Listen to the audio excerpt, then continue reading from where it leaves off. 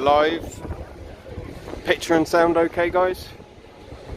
Just drop something in the chat for me.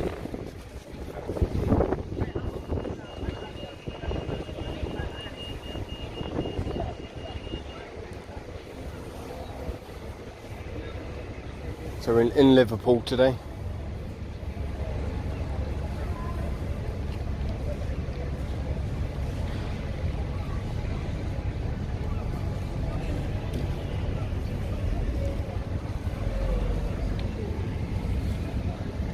We all good on the sound?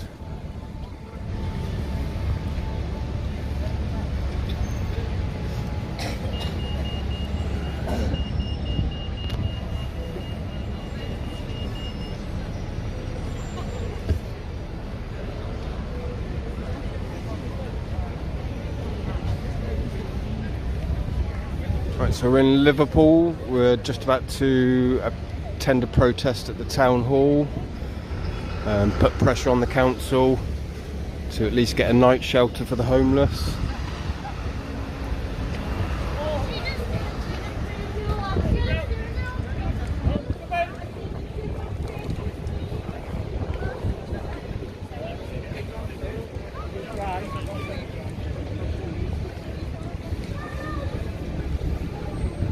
Can you drop something in the chat? Make sure the sound's okay, please.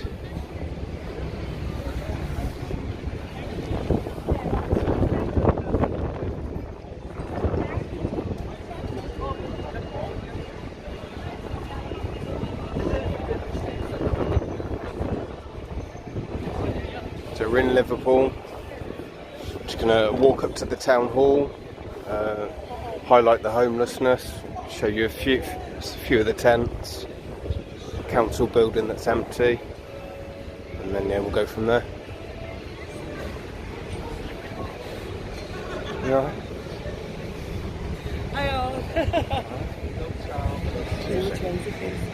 It's facing away. You're all good. Ah, okay. So we're in Liverpool. So why are we out in Liverpool today? What are we protesting today? Okay, we're protesting today for the homeless because they've got there was 50 people the other night who were homeless on the street, and they've got no overnight shelter, no warm space that they can put their head. And I think Liverpool City Council should hold their heads in shame. So we're trying with all our might to get these people a shelter, because every day there's more people evicted, and there's people getting evicted out of the hotels in Liverpool that the homeless are in. So we all need to do our bit to help these people, because in January the temperatures are going to go really low, and these people need our help.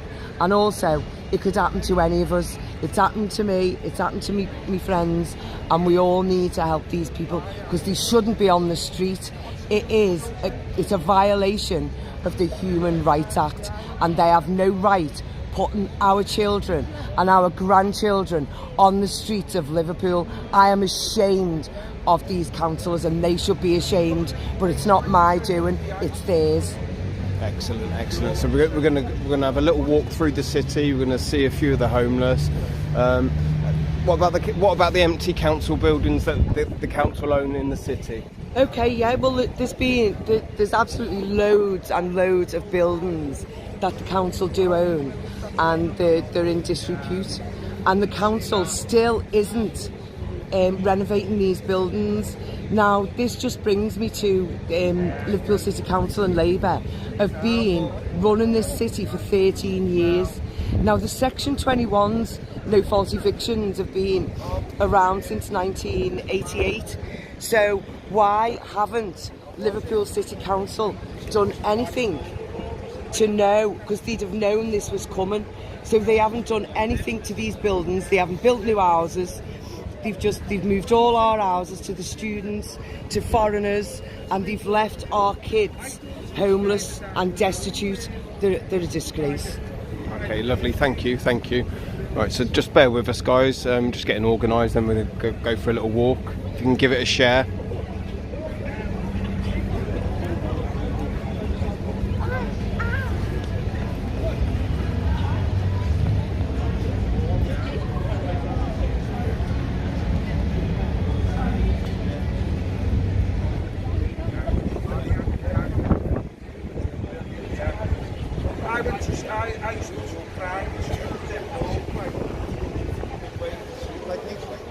You alright, base Welshman? No, that's a local lady who's involved with the homeless, trying to put pressure on the council. So yeah, just speaking truths at the moment.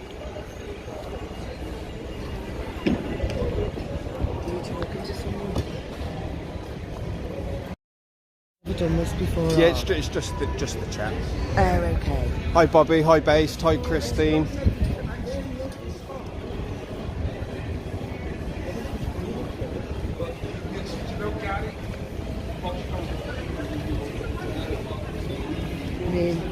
I think I've done that. So, how many tents would you say that are on the streets in Liverpool? Okay, well there was about 30 tents the other night, and there was about 50 people, and some were sharing tents. Yeah. Now, what's been happening is the marshals or the police, they don't know exactly who, for Liverpool City Council, have been going round slashing the tents. Okay. Or putting ciggy banes in them. Yeah. And when the rain's been torrential, these people have been getting really wet. So they're And cold. And what I'd like to say is, there's far too many young people on the streets. Now, this government and this council are interfering in their lives, and they're not able to have a good start in life. They can't get a job because they've got no home. And one girl in particular, she didn't even have a coat the other night, and she just fell to her knees and started screaming with her head in her hands. Disgusting. Now, that is disgusting, and me being a mother is absolutely diabolical, and I wouldn't see anyone like that.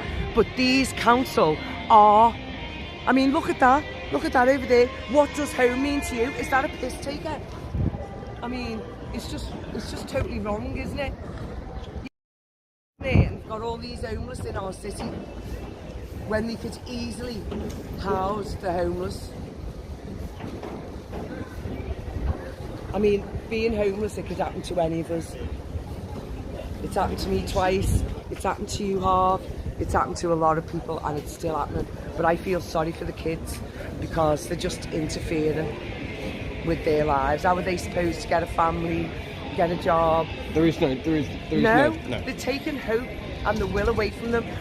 But what I need to say here is, they keep going on about money, and they're saying that they're writing to the Levelling Up department for more money. Yep. But in October, Liverpool City Council was awarded £4 million for the Rough Sleepers initiative. Okay. So that hasn't run out. So why aren't they renovating these houses that are derelict? And why aren't they, with the housing associations, building more properties? Because what they've done is they've let too many people in this city, and now the only people that are suffering are their own. Absolutely. The people whose descendants and ancestors who have worked and kept this city going. History, heritage. Yeah. And look at the way they're just shitting on them left, right and centre. They're shitting on all of us. Yeah, carry on. So, that in my book, it's just not allowed. And, I'm into universal law, and this is certainly not allowed. The basic amenities of a human person, food, shelter, water, clothing, they're not even allowed that anymore. Not because of universal law, because the council says no. Who are they to say no to any of us? Yeah. So we've got coming up to a local council building here, which has been empty. I'm not too sure. Any ideas how long this building's been empty? Do you know what, Harv? I don't come to town often anymore. But the thing is, it has been empty for a long while. I know it's been empty for a long while, but I can't tell you exactly how long. Okay, so we've got an empty Liverpool City Council building there. Perfect location for a night shelter. But there's loads of houses, Harv, on the way into town that are derelict and boarded up, and they're lovely houses. So the opportunities that are there, so there's no excuses from the council. No excuse whatsoever. And also the Liverpool City region have done a devolution deal with the Conservatives, and they've £1 billion, and part of that is for the homeless. but the homeless aren't seeing. Where's all that money going then? Exactly. I know they've been talking about spending a lot on buses. They said they're going to buy their own bus company now. They've bought their own bulky bobs. They've bought their own street scene. So they're actually putting the money into businesses to profit. Now, also the homelessness, they're making a lot of money from homelessness. They're getting 2,300 a person in the hotel, which is absolutely diabolical. It's one room, you know, and the way these people are treated, as I say, they're getting through out of these hotels now, and they're getting put back on the street. So that's just one empty council building there. No, you carry on. So we're going to walk up to the council now. There's going to be a meeting. What kind of pressure are we aiming to put on the councillors? Okay, we need them to listen. We've been writing to them and we've had one response. But it's not... What councillor was that? Okay, that was Sarah Doyle. She's the Cabinet Member for Housing. Okay. Now, she did give a good response after the first email, but I've wrote to since, and I've asked her on my last email that could she provide us with a warm, safe overnight shelter for the people who are on the streets. Okay. Before Christmas. Yeah, and any response back from that one? No, not yet. Nothing not yet. But this devolution deal, what it means is that the Conservatives have given the power back to Liverpool, but devolution has two meanings. It also means that they have fallen from the norm. Now, I believe, people will say it's a conspiracy, but it's not. I believe that this has been planned, and it's part of the WEF, the WHO, and all those in the depopulation programme. Absolutely. And Andy Burnham, who's the mayor of Manchester, was actually in the WEF meeting just recently. And I wouldn't be surprised if Steve Rotherham was as well, because he is gentleman's club all over. We haven't mentioned him yet. No, you carry on. Just speak.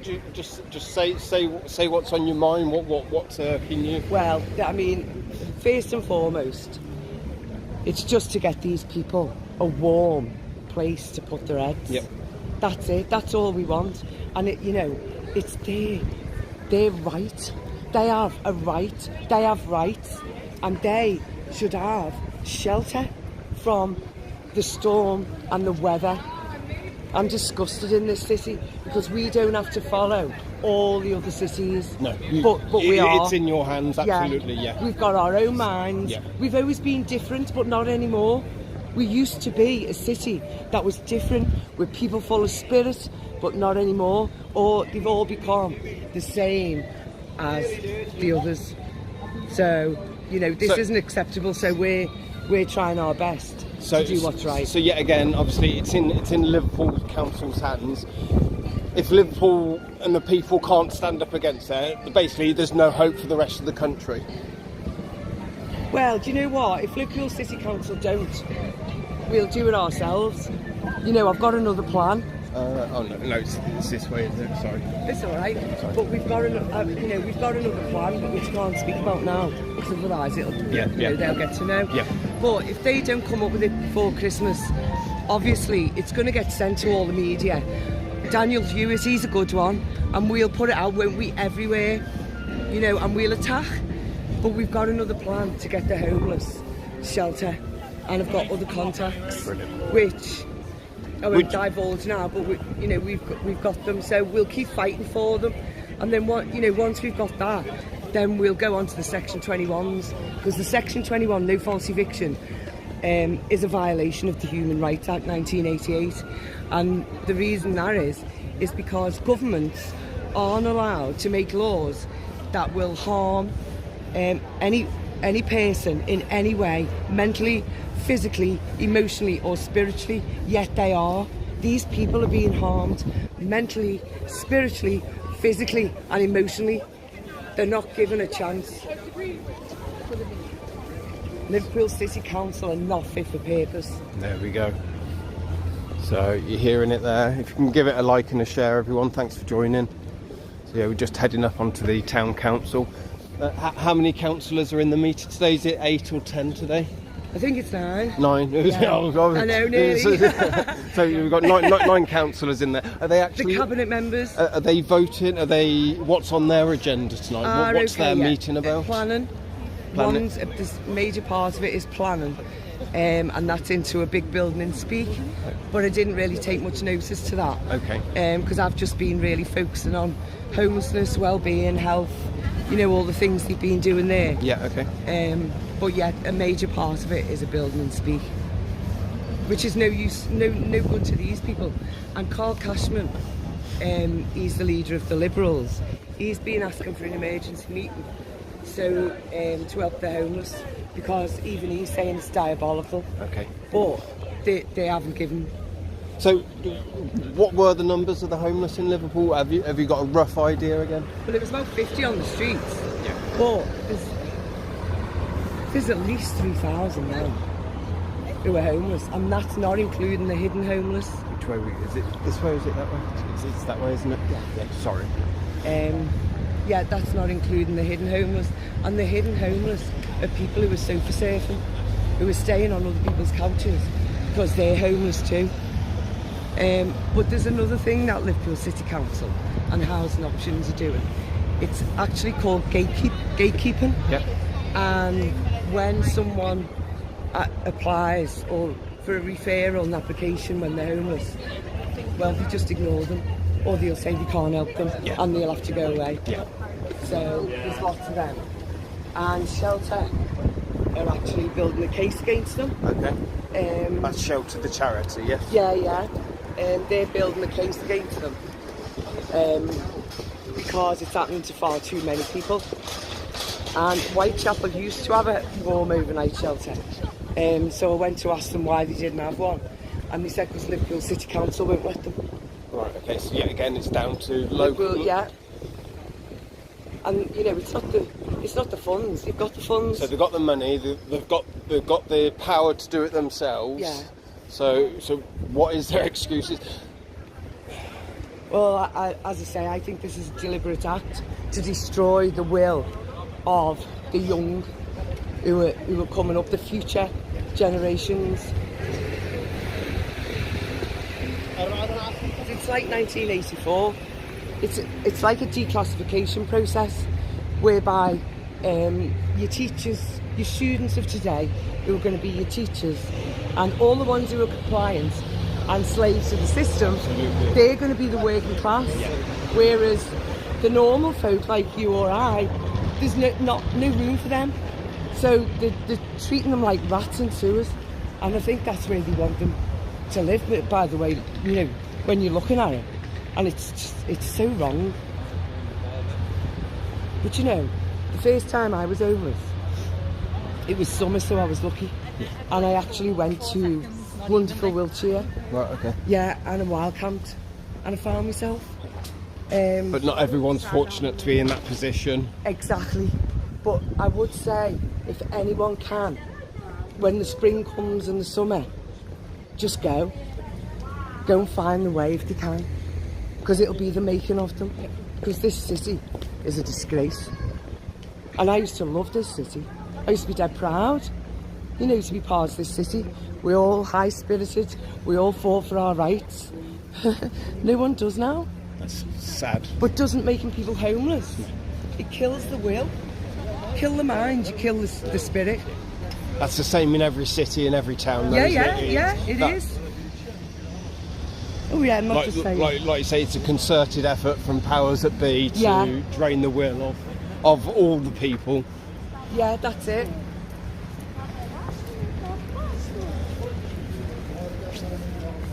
So we're approaching Liverpool Town Hall today, just up in front. So speaking is a local homeless lady who's received no help from the council, like many others. It's gone miles, hasn't it? It is, it's gone. Yeah. 1 minute it's dead cold, the next minute it's miles.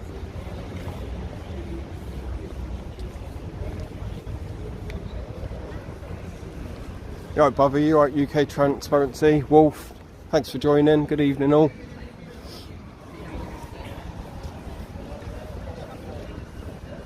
Is he still doing it? Like I say, just if you want to speak anything, just get it off your chest. Well, you know, I am ashamed of these people that are doing it to our children, as I said before, and our grandchildren. Because there's 3 generations in these, you know, these hotels and homeless people. You know, there's people my age, there's our kids, there's their kids. So where's all this budget gone? Because obviously I read a report that said I think it was, they had a budget of, I don't know if it's 250,000 or 750,000 for the homeless, and the estimated cost is going to be 19 million. That's a hell of a jump of cost-wise. What are they saying that they're spending that money on? Yeah, but you know what? I mean, I don't know where they get these figures from, Yes. because I think it's a load of rubbish. Because 19 million, they've just had 4 million. But wouldn't it be more cost-effective if they'd have had buildings and renovated buildings before now? So they're crying in the knickers, you know, asking, we're so poor. Liverpool is a rich city. And as I say, £1 billion they've not long received from the Conservatives, and they've done a deal. So Labour in Liverpool is not Labour anymore. Right, okay. Labour is Conservative, so none of them are any good. And with the general elections, I would advise people that to have no confidence in any of them. Do not vote for these scoundrels, because it gets a lot worse. And there'll be the next time we'll talk about the Gentlemen's Club. They're rotten to the core. So on that note, you know, we know that corruption is rife in this city, and with the Joe Anderson going, you'd have thought these had done a bit better, but no, Steve Rotherham's still there, they're all still here. None of them are any good, and some of them might be naive and don't open their eyes and blind as bats. So that's no excuse. That can be no excuse. No, they can't be that stupid either. So the next one we'll talk about that. Let's get us this warm space for the homeless first. Absolutely.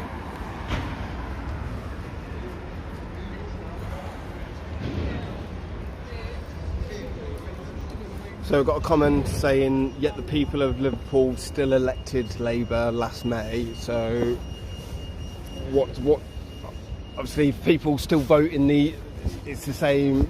I know you say don't vote for them now, but yeah, but they have been voted. Okay, well, there's a general election coming. People have to be wise. People vote for these idiots because they think we've got no one else we can vote for. But you know what? If everyone didn't vote for any of them, well, I think they'd soon get the message, and we could even get our own party, a spiritual party that actually thought of the people. We need to get our foot in the door and get them out, because they're no good.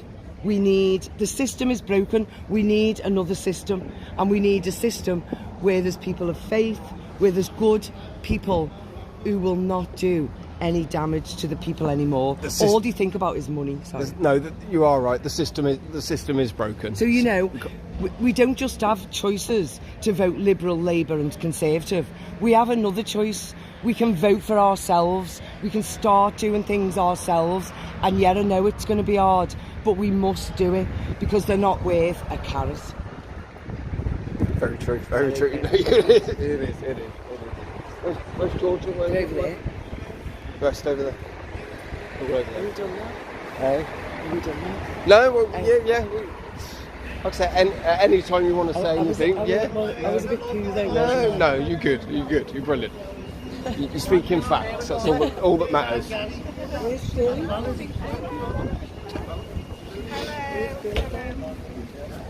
Hello, pal. You alright, mate? How's things, pal? You alright? Good. Looking well as always, mate. And you? Fucking hate being on camera, you know that. Go away.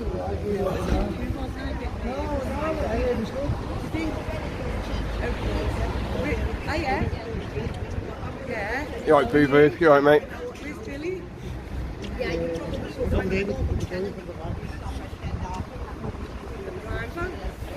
Hello, pal. You alright, mate? Fine, thanks. Yeah. You keeping well? Yeah, trying my best. Good, good. That's all we can do, mate. That's all we can do. Yeah.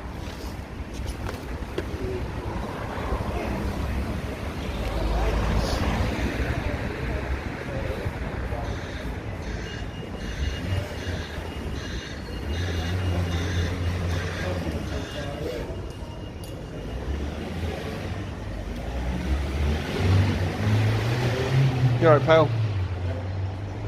Yeah, I was just wondering, is the council meeting on in here tonight? It is, yeah. No, yeah, no, just...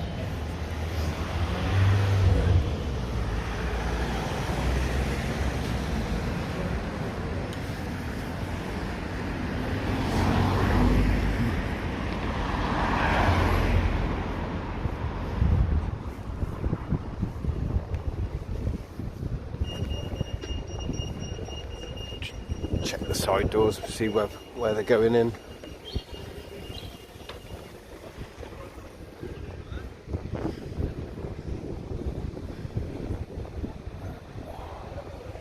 So yeah, evening, hope everyone's alright. Hello, pal. Careful. Hello, pal. Hello, pal. Looking well, mate, you alright? Staying out of trouble? Yeah. Anyone even here? Yeah, there's just behind that car over there. You've just had a weird one there, like. 2 of our buses just drove right past us. They sort So I just had to phone me mate there, fucking do us a favour, lad, drop us off. He's like that, he's doing it on purpose, just like turning all the lights off and all that. Keep him well, mate. Keep him well. Hey. And you're being packed up. Right, right.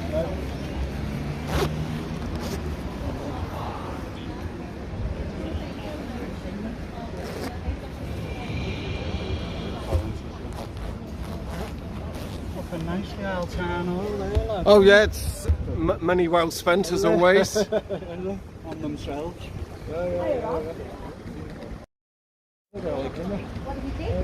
Just the people front of Judea. Well, actually, are we Judy for friends, yeah, sorry. You're right, pal. Nice to meet you, mate.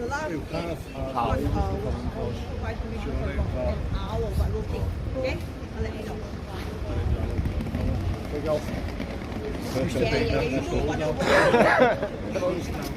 Big old. Right. Thank you, song go. So you can call me out.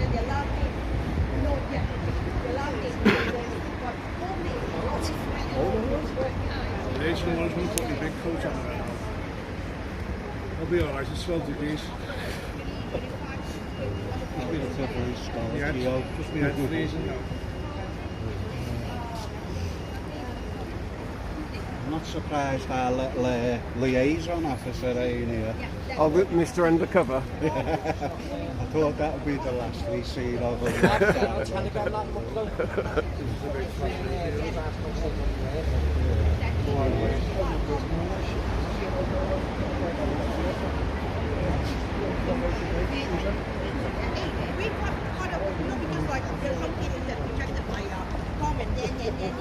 Yeah, it's got to be independent wolf, absolutely.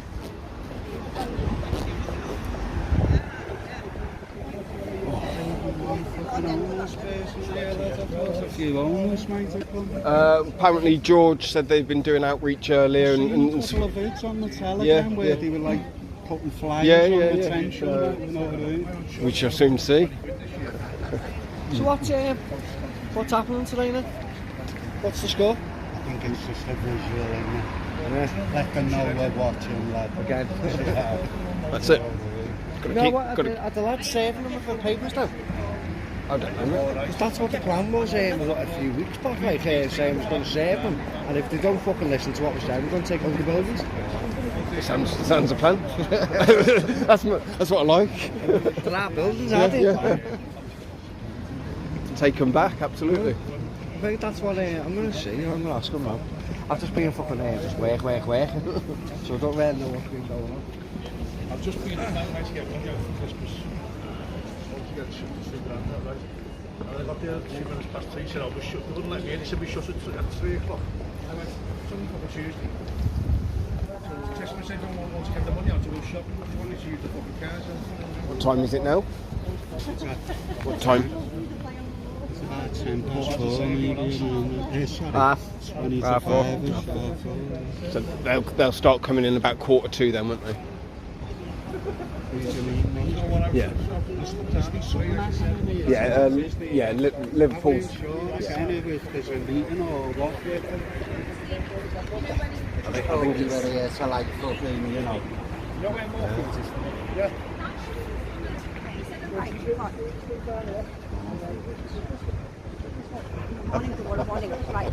Is it this one? I know it is. Is it this one? I'm staring there, mate. Once you get to Kirby, ask someone down. Happy travels. Got your walking boots. It's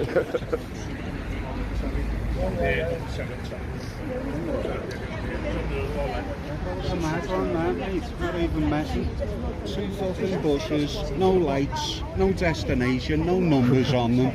Just sail past us dead slow and we're looking at them. Both of them were fucking chocker. Right, okay. You know what I mean? And there are 2 buses. Why aren't you fucking stopping for us? You cunt? I was going, come on, let's walk the train station where they said fucking go originally. So fuck that, that's a waste of time standing in here. Yeah, defeats the point.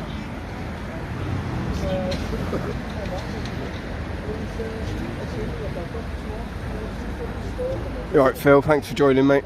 Yeah, we're just waiting for the councillors to come. Yeah, I'm sort of getting to the area of what's that film? Few over there. Probably about 15 of us here at the minute. Like I say, it's just putting pressure on the council, making sure that they know that they're here and they're not going to get away with everything.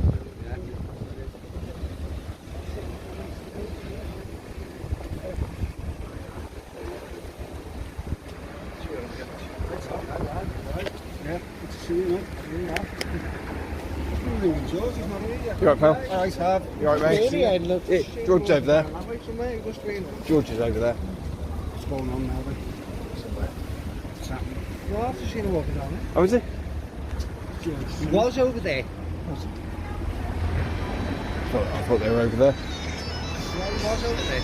But then I seen him on speaking to someone then come down there because he said something to him. George went that way, didn't he? Alright, I'll see you in a minute. Yes, Bobby. Yeah. How long these blocks been in here, or painted that colour anyway? They've been painted that colour for as long as that's been going So, on. Like, so were they in before Yeah, that? Were they in before? Right. Okay. diversity became before the Ukraine war. You know what I mean? So was it rainbows before? Was it or? It was actually. It was something along them lines, like, you know. Right. what I mean? Okay. But yeah, they've been a permanent fixture for a good. Virtue signalling at its best. I'm surprised, to be honest with you, you know, like everybody else, you wonder why they're not the Palestinian colours now, you know what I mean? That's the Maybe that's the current thing right now. Maybe that's the most important question we should be asking them.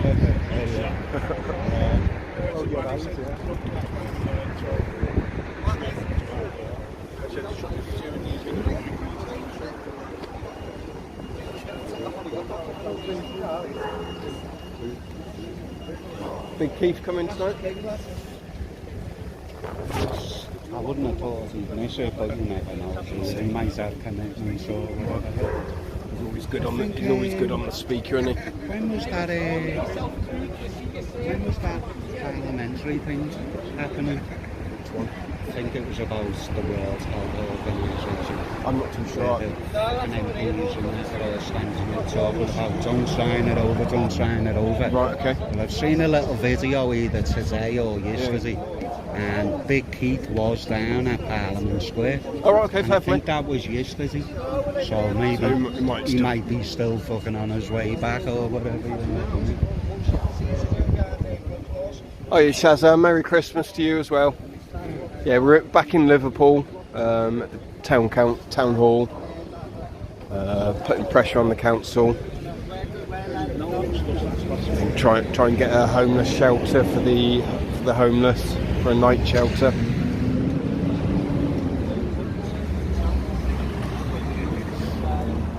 Yeah, just waiting for the councillors to come in. A few more locals to turn up.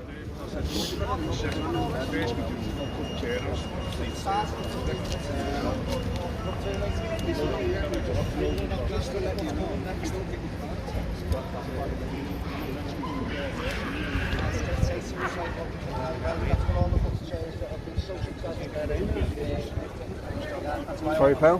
Time to get in. Just after 3. Yeah, 3. Yeah, 3 o'clock. Plans are you heading back to? I hadn't. I just.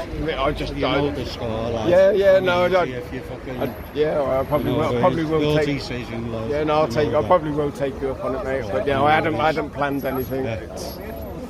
Just say fucking I only seen your thing.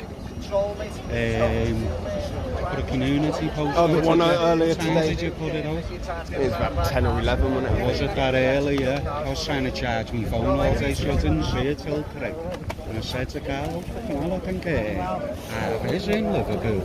He's put a thing out there saying possibly going. Until I'm on the train and I'm Yeah. actually on my way, it's one of them. The fucking. So you're committed. Yeah, that's it, isn't it? You're right. You're still live. Still live, still Oh, live. yeah. Yeah. What have you been chatting on about? Any of them come out? No, no one's here yet. No one's. No. But they'll be turning up. Should we walk around the building to see? And we'll have a chat. We can have a little walk Because I around. think I'll speak about what they're doing to the people in the hotels. Yeah. We'll have to cross the So road. how many hotels are being used in Liverpool? Okay, well I've heard. Is this for locals as well as the immigrants? No, just the local ones. Right. Okay. There's a lot more for foreign people. So they are using hotels for locals. Yeah, Well, that's a positive because that's not happening in every town or city. isn't it? No, absolutely not. No. See, isn't that diabolical? So, yeah. Well, not that I'm aware of anyway. Oh, okay. So they've got 3 hotels that I'm aware of. Okay. And what they're doing is, the backlog is getting too much now. And there's a lot of mothers with children. So they're throwing single males and single females they can get away with and who they can get a reaction out of the hotels, and they're putting them back on the street. And they're making the excuse that the eviction is because of their behaviour. Okay. When in fact, the behaviour is followed from the eviction. Yeah. So they're forcing them into a reaction so that they can evict them. So they're sneaking into people's rooms when they're out. When they get no reaction, they're coming into the people's rooms when they're there, and they're saying we can go in the room when we want. Yep. And then when there's no reaction still, they're going in when people are asleep. Now there was a person naked on the bed, and there was a woman, it was a male, standing over them, and her name was Jill. And the complaint went into Lois, and nothing was done about it, and they still said they can do what they want, but still these people are getting evicted. There was a young female, she woke up and there was a male standing over her, so obviously she erupted. She was evicted for her behaviour. Now also women, mothers with children, are having the children taken away from them. Now this gets to my heart. Now these people are losing their heads. And if you've got someone sneaking in your room and you've got a child, Naturally. I think you're going to be angry, aren't you? I know I would. So these people are losing their heads and they're having the children taken away. Then when they've took the child off the woman, they go and throw the woman out on the street. They've got no Which heart. then makes it harder to get the children back as well. So Well, yet again, the cycle continues. Yeah. Okay. And you know, this goes to the darkness of the gentleman's club, doesn't it? Which we'll speak about at another time. I mean, it's going on all over the world, you know, and it's rife in our governments. It's rife in our... It is. Yeah, in our councils. And the police. And the police, they all cover it up. They're all working lockstep together, hand in hand. Yeah, because I've been doing investigations into that type of stuff for many years now, so I've got all that as well. Yeah. So I think we'll become a truth force, Okay. which is good, No, because brilliant. that's what we need. Yeah. Let's expose all these liars and hypocrites for what they really are. Don't mind saying putting your name on camera, just Anne. No, not at all. Say your name. So yeah, this is Andrea. She's a local resident. Lived here all your life? Yes, Lived all here my life, 55 years. 55 years. And I'm disgusted in the way it's gone. And I know it's just a microcosm of the macrocosm.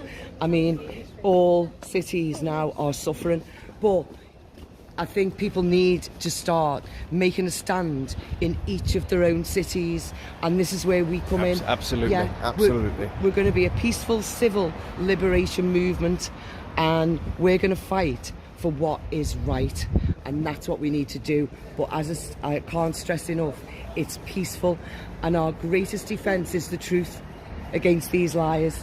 So all we will come at them with is the truth.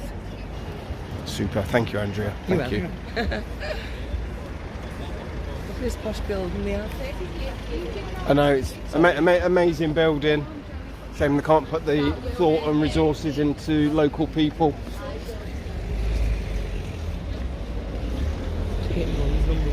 Yeah. Seriously? Yeah. Is it really? There you go. I'll just go back over. Yeah, no, brilliant. It's fantastic. They love what you're saying. Oh, okay. It's coming from the heart. It's like Yeah. you say, truth wins. Truth Yeah. doesn't lie. No, that's it. Truth all the way. People see that, and yeah. I mean, yeah. I've been on a path of truth for years, Yep. and I've had 2 Section 21s because of it. But you know what? I don't care, because when you speak the truth, you do what's right and what's good. The Creator and the universe will look after you, and you will be all right. Yeah, you have to rough it for a bit, but it helps you to be grounded, because all of this materialistic, It does, absolutely. it doesn't matter. None of it matters. So we need to be one. One is all. Brilliant. Thank you, Andrew. We'll speak to you again soon. Okay. Thank you. Thank you.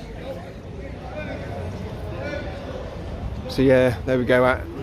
Local resident Andrea. She is homeless. Yeah, system's not helped, like many others.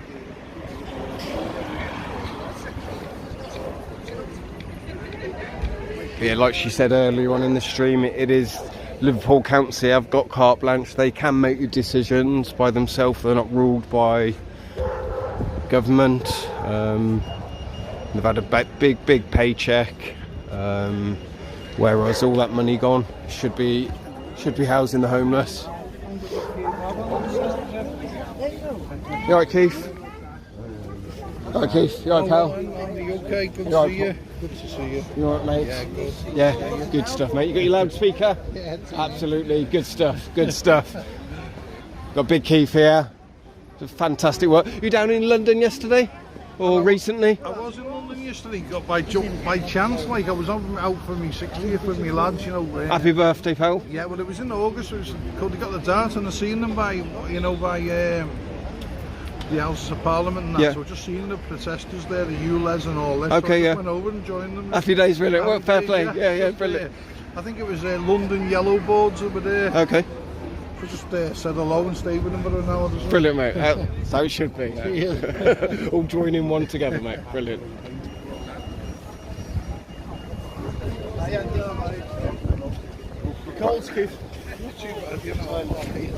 Right. Councillors should be turning up soon. I'm just going to have a quick cup of tea. Just rest you down. Apologies.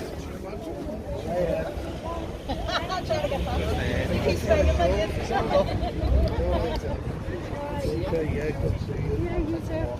How was your day today?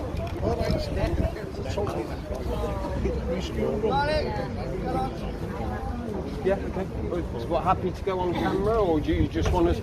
I can do it either way. You can go on camera and speak, or you can just talk behind the camera and your message will get out. I don't know, give me a minute. Yeah, no worries, pal. No pressure, mate. No pressure, mate. I appreciate that as well. Appreciate.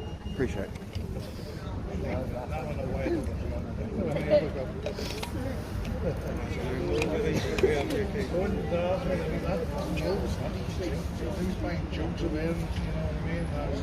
Corner in mine and all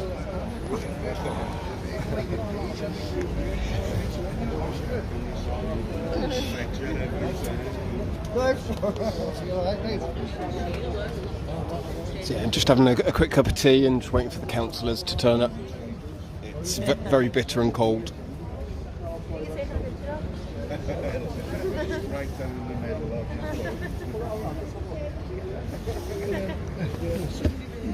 guy's just been given. You've just been given that. You just get given. There we go. Look at that. Proper poncho. It's Portable toilet. Fair play, mate. I like it. Poncho, you just need to crouch down like that and walk away. Like, That's brilliant. Hold your hands with a flag on it. hands off if you want. Stop that as well. There we go. So giving a homeless guy an amazing poncho here. The Glastonbury toilet. Glastonbury toilet, in other words. Happy days, pal.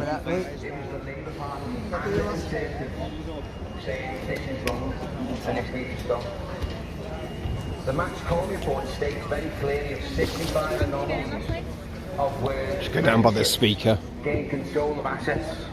Assets that were sold for £1 that were later sold weeks later and months later for millions and millions of pounds.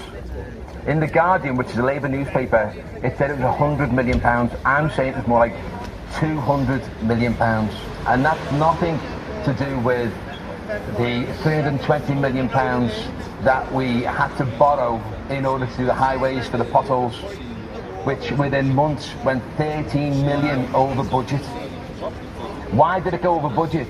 Because there were 5 contractors that were paid before they finished the job. When Tony Reid came in as the chief exec, he said, I'm not going to pay you any more until you pay me back for the jobs you haven't done. They went, no problem, we'll go bust. And they went bust. We lost 13 million. Now you don't know that, do you? I can tell by the cash. That is a fact. That's in the Max Call report, and it's a fact. It is clearly collusion between council officers, factually, and individual companies that gain the contracts from those friendships. The Max Call report is something that it is there, loud and proud and there to see. Friendships, collusion and corruption. Okay? Greed. There's 65 in the Max Call report of anomalies. But let's go on to, you could argue that a list of buildings such as this will cost more to refurb than the end value. You're right, Chad. Because the cost sometimes is so much because of its listed status. Banks rule the world. With a piece of land, you can't have that argument. All land is worth money. There's nothing that should ever be sold for £1. And I'm just going to give you an example. If you watch the podcast, if I find a piece of land tomorrow and I say to my council officer or council or mayor or whatever friend, and I say, I want that piece of land, I think, here's my plans, I can get 200 apartments on that piece of land. Don't you think If we it's in should the all city stand centre, over there? it's worth 20 to 25,000 pounds Yeah. per planning permission, per apartment. So there's 200, that's 4 to 5 million pounds. Now, in order for it to go through the council process, it has to go in front of the council officers, and they have to state why they want to give this away. And they say, the reason why we're giving this away is going to be 200 apartments. That's 100 years of receiving money.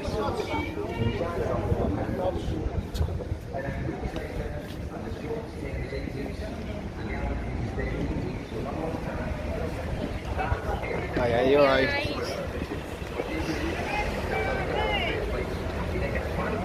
For that site, but it's 200 apartments, and he wants to make £4 million property, which means he can sell it the next day between 4 to 5 million to whoever he wants. That's happened tons of times. All we have to do, if we're not corrupt, is say, what, you want that piece of land?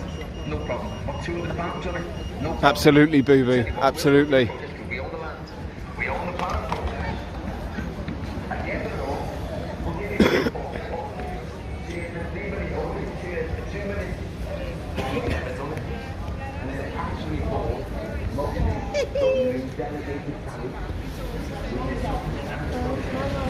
Is he? Where is he? Message to Liverpool Council there.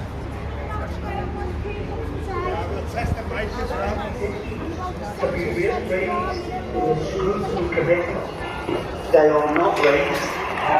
They are not raised. And that shows up this pathetic default. And then circus coming in and taking their houses and giving them to people, right, because they're getting more money for them. and then the rooms off. With the Labour So Party so locally, they're in they tenants just to get thrown out. colluded with collusion And then they've got to nowhere to friendship go, so in order, it's in my sad. view, to get back And at then, you know, the people on So the street absolute should be put power, corrupt, absolutely. somewhere for What's Christmas. really disturbing is the So last one everything's going to was one pot saying it's in really this good now. country. It is. So There's nothing to it all see. stands enough for what we So that's what's concerning. Well, so if we don't understand history, then history will repeat. Okay. So we need to all understand and all educate ourselves. Because I could tell when I first walked in the room, there wasn't an awful lot of people that had read the report. Now, the report is damning of how the council was ran, but how the council will fall back into run because. So yeah, give it a share, please, people. Because of what's transpired. Joe Anderson as the mayor into council offices.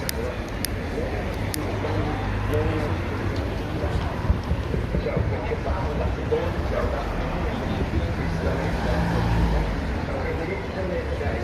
It won't be long before we go back You all right, to collecting tonight about understanding just what the council has done. Protest about the homeless, trying to get a night shelter for the homeless in town. So many empty buildings, council-owned buildings. You would expect from a city of Liverpool size and that they've got the power to do so, they've got the money to do so, but they're not doing it. So. Somebody works for them. There's no excuse for everybody on the street. For everyone. And also, physically to them. Oh, no, absolutely, yeah. There are certain people that yes, I agree, but yes. Of the local I mean, 5 years ago, the council said that no one needs to be on the streets. There's places for everybody. That was 5 years ago.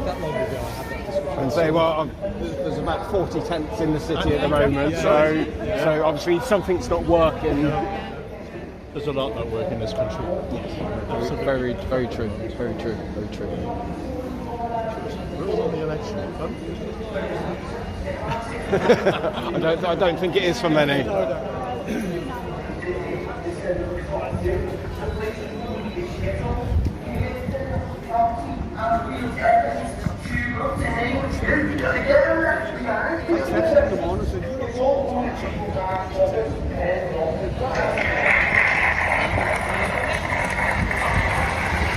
Sorry, mate, you're not on, George. You're not on, mate. Yeah, I know, I'm alright.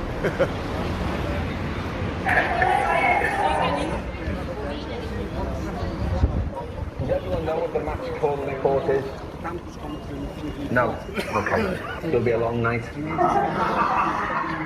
Clearly, the match call report was created by the Labour Party and the Conservatives together. This is not a partisan thing. This is about right and wrong. It's not about blue and red. It wasn't the Conservatives coming and taking over. It was the Labour Party and the Conservatives saying, and it's need to stop. The match call report. Go and film Jim there. Correct that politicals just walked in there. There's a fucking Zed ringer for it. That's got the hat and everything.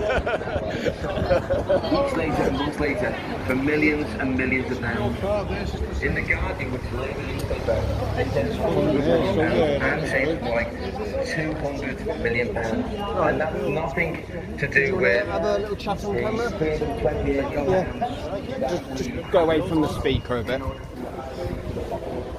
Did you want your face to be on camera or not? No, not really. No, okay, that's fine. You stay here then, mate. We'll do. So what am I saying? So, introduce yourself. Your name is Paul Casey. Paul Casey. You born and bred in Liverpool? Been Yeah, here? yeah. What happened was I got deported.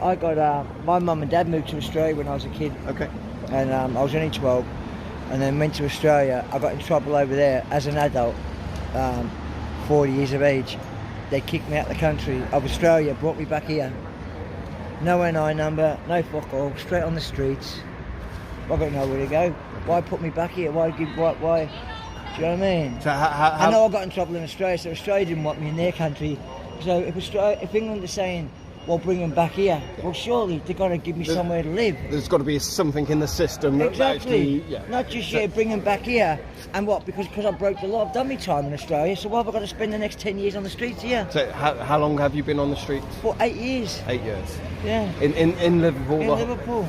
And I've been in and out of Walton and all that, but you know, it's just jail streets. so there's what kind of services do they offer you? Nothing. Nothing. Nothing. They're still trying to find me a N9 number. Right. You know what I mean? So there's no night shelters in Liverpool or anything. Nothing. No night buses or anything. Anything. Nothing. Is there medical teams that come out are available? Do you know, like sometimes people come around with food and all that, but not medical than that. There's a homeless like doctor you can go to, but you know that's miles away. No one comes around to see you to see if you're okay. That's shocking. That's shocking. It's disgusting. In a place like Liverpool, it's such a rich city. I can't believe how I can't get a bed. And no matter where I turn, they know I'm an English citizen, but because of what's happened, I'm just in limbo. Yeah. Do you know what I mean? So obviously, have you got a tent? Are you in a tent? Yeah. So do the council come round at night or any other services and I've been try told to and move you roads, on? Yeah, all the time. And what's their reasoning behind that?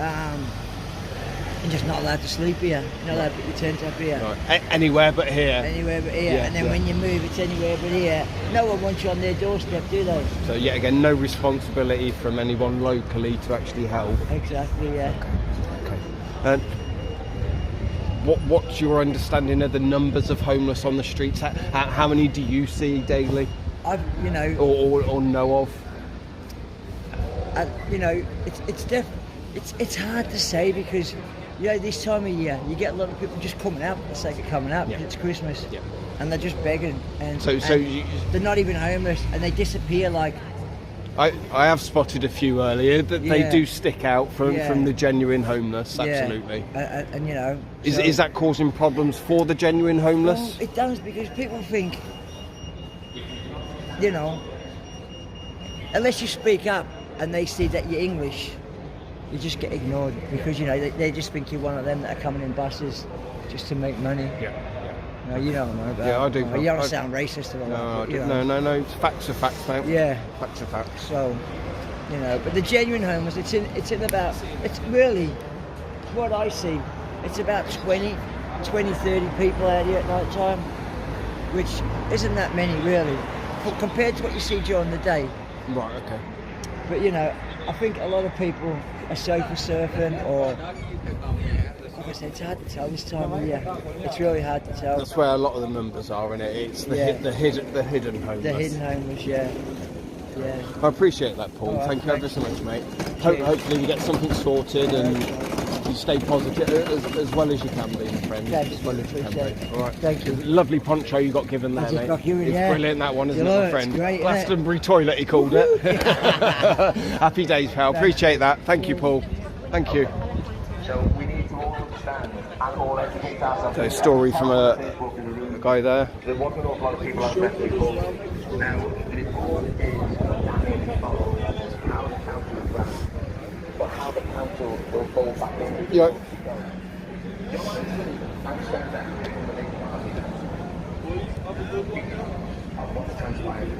Yeah, it distorts the real facts, doesn't it, with the grifters? Absolutely. It has to go down the line into council offices and no one else has been suspended, no one else has been told to stand down. So the cabal that's aboard the job, that mechanism, so if it is still in. Cheers, Boo Boo. I try my best, mate. I do make it up as I go along, I've got to admit. Just what the council have done when they've gained what is our main asset. I think when it's truth and facts coming from real people, then that says it all. The interview's easy, and it's an immeasurable amount of land. We are not skint. We have a lot of value underneath our feet, a huge amount of it. Yet we're walking around with our heads held low, and there's no reason for it. But the skill set is based on what's been an autocracy. And we need to create a meritocracy. People need to be there based on their skill set and not on their friendships. every single person in Liverpool needs to hear of the transgressions of the local Labour Party. Did you want to say why you're out here today? I'm here supporting the homeless people that need somewhere to go. They need to be put in empty buildings and different houses. And also the Section 21, where the people are just getting notice to leave with families and getting put out of the houses. It's scandalous what's going on in this country. Everything. Thank you. It is scandalous. It is scandalous. You alright, mate? You alright? Likewise, pal. Yes, likewise. Top man. Yeah, listen.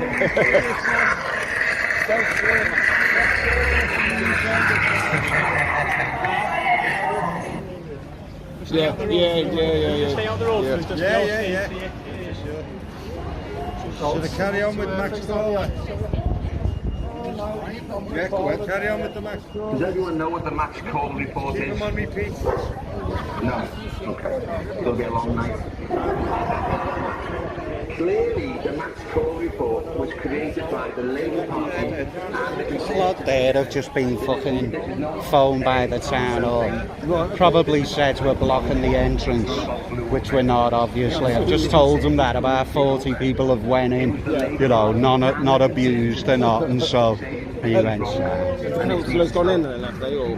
Sure, to be honest with you, states very clearly of I haven't really 65 seen any like councillor looking people going, but they're probably bringing them in round the side. I will be staying there as well. I've got the kind offer. So yes. weeks later, months later, Not for to millions and pounds. I just don't have the In slip the back Guardian, which is Labour News, it said it was £100 million. I'm saying more like £200 million. And that's nothing to I don't know do with yesterday with the homeless the fella. I did, mate. That's fucking £320 million bomb-proof, that we had to borrow in order to That's do the weather highways for the potholes. Unbelievable. Which went 13 million over budget. Yeah, it's Why did it go over budget? It's an Algerian Because one. there were 5 I contractors paid that were $20 paid for before it they in finished the Glastonbury about job. 35 years ago. When Tony Reeves came in, he said, I'm not going to pay you No. anymore. It's not special forces, that one. It's not special forces, that one. He's happy. You got 13 million. 20 years. You don't Yeah, know it's that. 20 years. I can tell by the cameras. Aye. That is a fact. It's a Max Cole report, and it's a fact. It is clearly collusion between council officers, factually, and individual companies that gain the contract. What's going on from over those there? ventures. Yeah, that's what I mean. The Max Cole report is something that it is there, loud, proud, and there to see. Friendship, collusion, and corruption. Okay. The 65 in the Max Cole report of anomalies. But let's go on to. You can argue that a list of judges this will cost more to be fair in the end. Because the cost.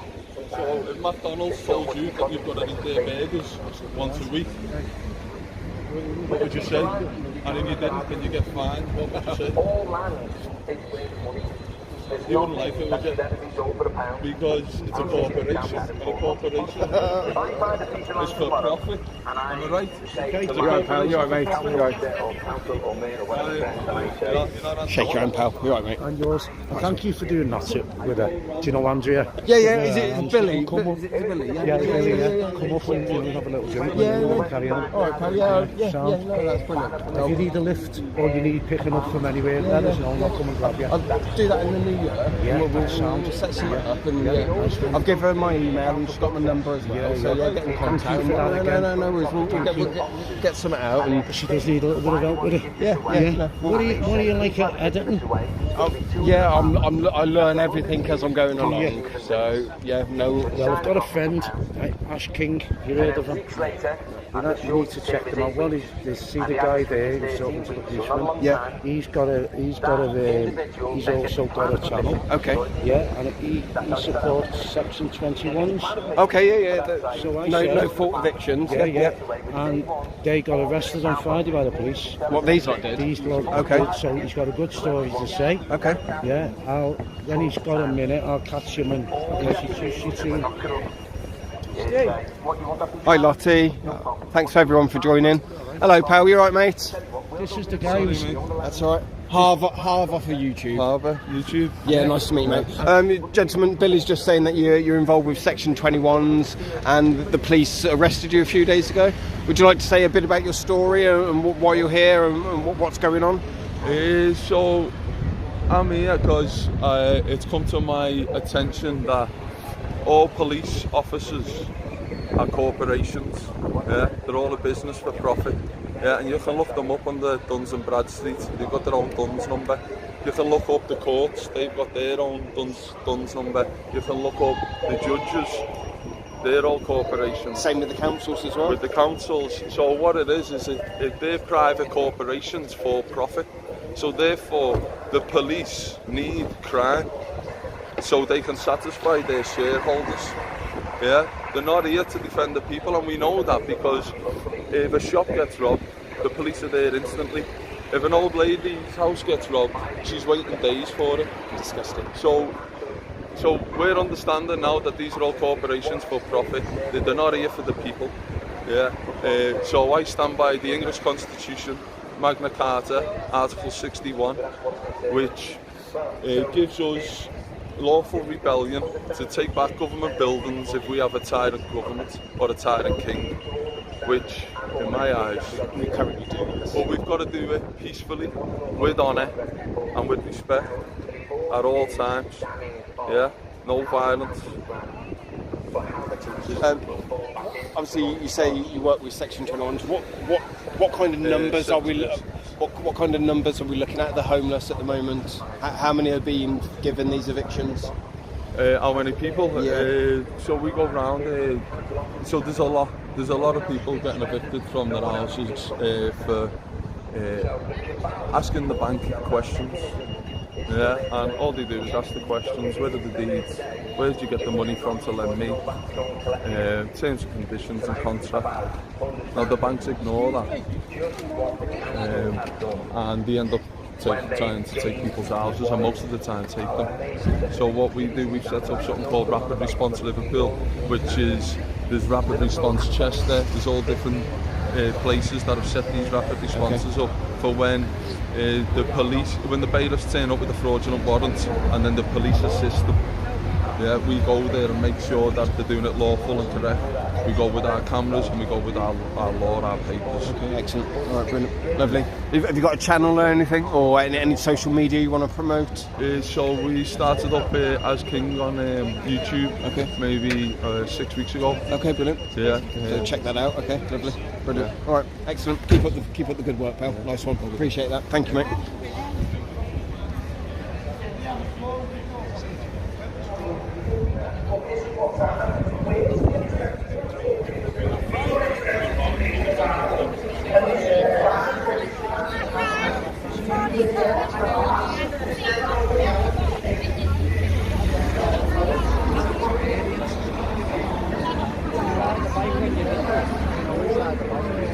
Don't ride the bike when you're little, you know that. And then when you do,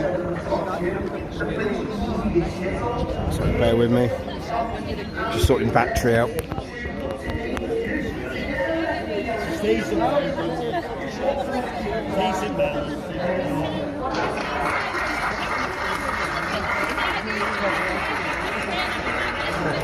So we're back.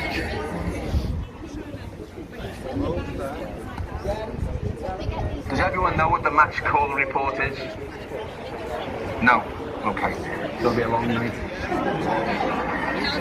Clearly, the match call report was created by the Labour Party and the Conservatives together.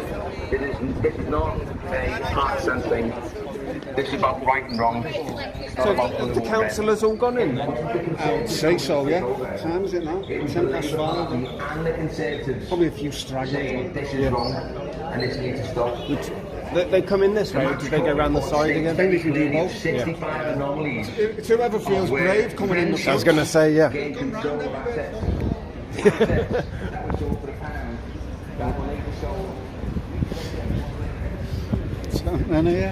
Well, security, a bit late, didn't you? Or you finished?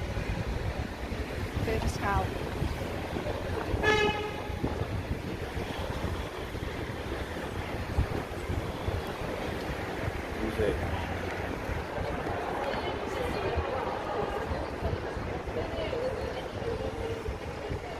It is a bit fresh out here, Lottie, yes, it is. But worth every penny. Not as bad as it is for the people on the street, so everything in context, it's worth being where we are. For the jobs you haven't done.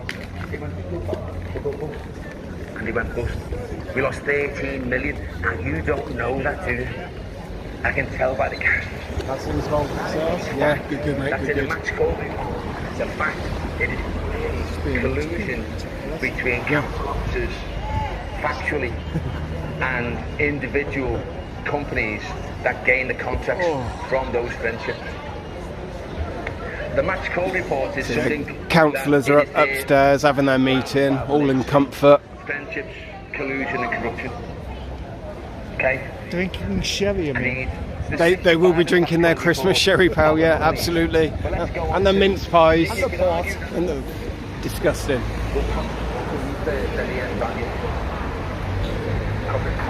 Sometimes it's so much because it's Yes, if only people stopped watching the TV. with a piece of land, you can't have that argument. All land is worth money. There's nothing that should ever be sold. He's drift. If I find a piece of land tomorrow and I say to my I'll get him to say something in a sec. council or mayor or whatever friend, and I say, I want that piece of land, I think, here's my plan, I can get £200 for that piece of land.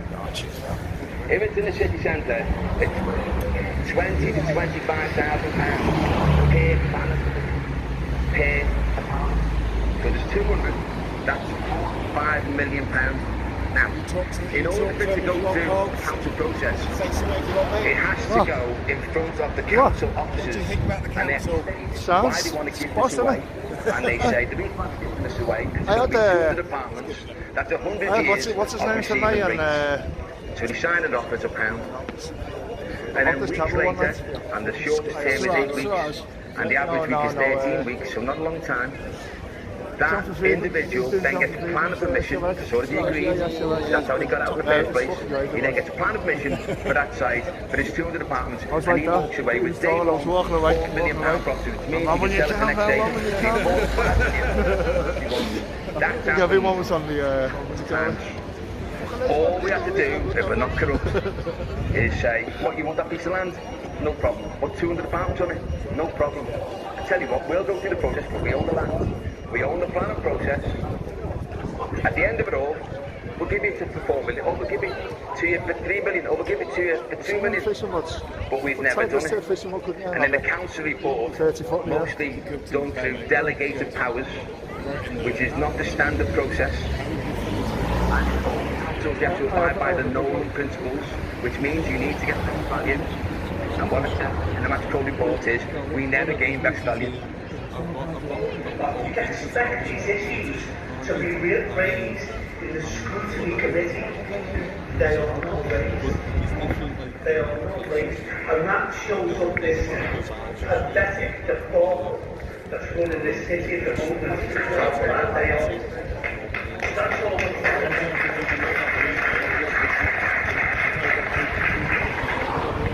The Labour Party locally, they just collusion to friendships in order, in my view, to get backhanders. So absolute power corrupts, absolutely. What's really disturbing is the last one was one saying, it's really good now. There's nothing to see. So that's what's concerning. Well, so if we don't understand history will repeat. Okay. So we need to all understand and all educate ourselves. I could tell when I first walked in the room, there wasn't an awful lot of people that had read the report. Now, the report is damning of how the council ran, or how the council will fall back in smashing the windows. And Joe Anderson had to stand down from the Labour Party. Fucking disgrace and all that. And honestly, they were trying to find out. Joe Anderson can't sign this off. He has to go down the line into council offices to sign it off. No one else has been suspended. No one else has been told to stand down. The battle that supported Joe, that mechanism, is still there today. It is still there today. Tonight about understanding just what the council have done when they've gained what is our main asset.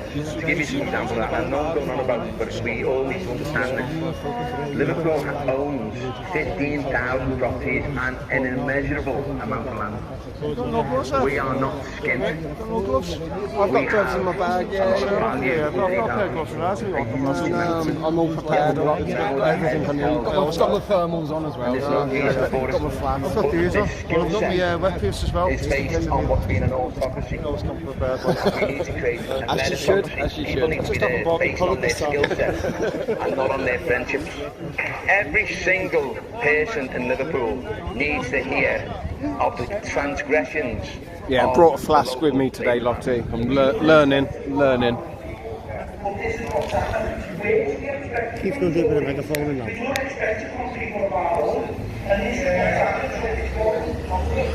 Good stuff. Gonna get big Keith on the megaphone in a minute. Speaking some truths, making sure that the council can hear us upstairs.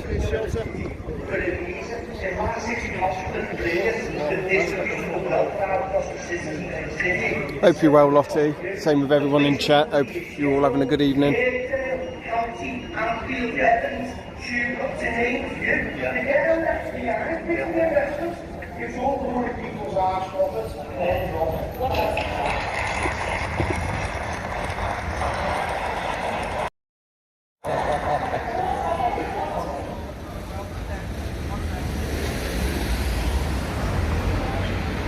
So you've got the corrupt councillors inside.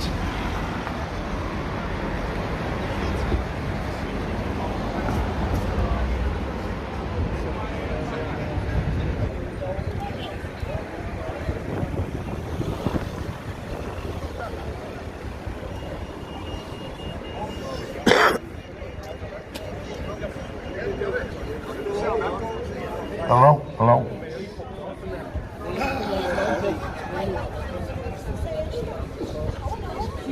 Thanks for all coming, standing for the homeless. We're fed up with people, with the people of this city being nowhere to go, no night shelters. Give it a share, people. We need a night shelter, and we also want Section 21 revoked. No one should be evicted from their home. Give it a kick, give it a kick.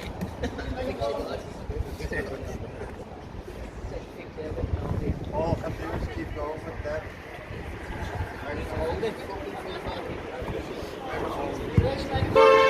Come in there. Okay, you've got your Labour Council. We haven't even got a voice in there. We want to speak for the homeless who haven't got a voice. They're all warm in there, ready for their cosy Christmas. They boxed each other off. They're sitting, just within our 15 minute zones. They'll probably do that to the homeless. Probably tell them they can't even go out their zones. They've already got nothing. No food. Whereas these have got no empathy with anyone. You've got veterans sleeping on the streets.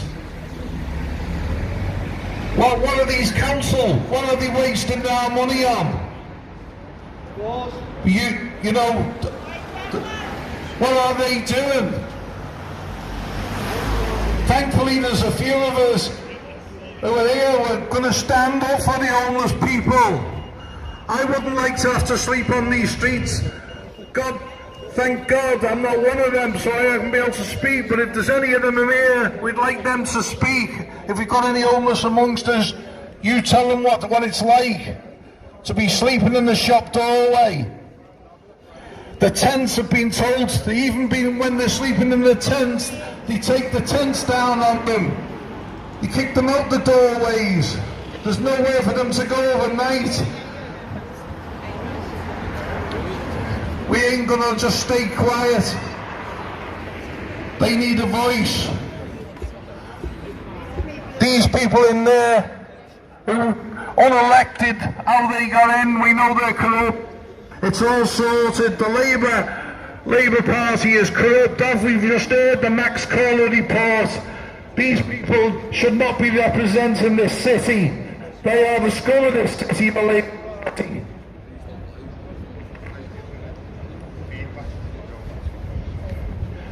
But you all deserve a round of applause for coming out on a cold night. Give yourself a round of applause.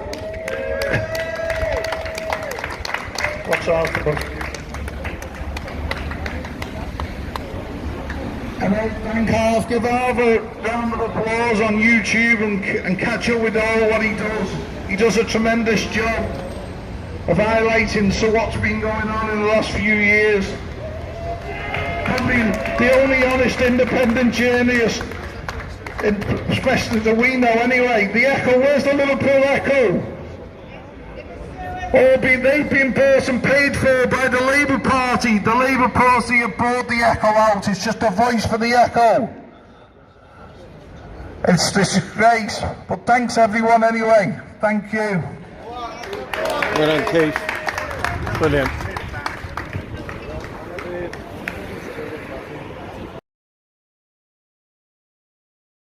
What's your name, mate?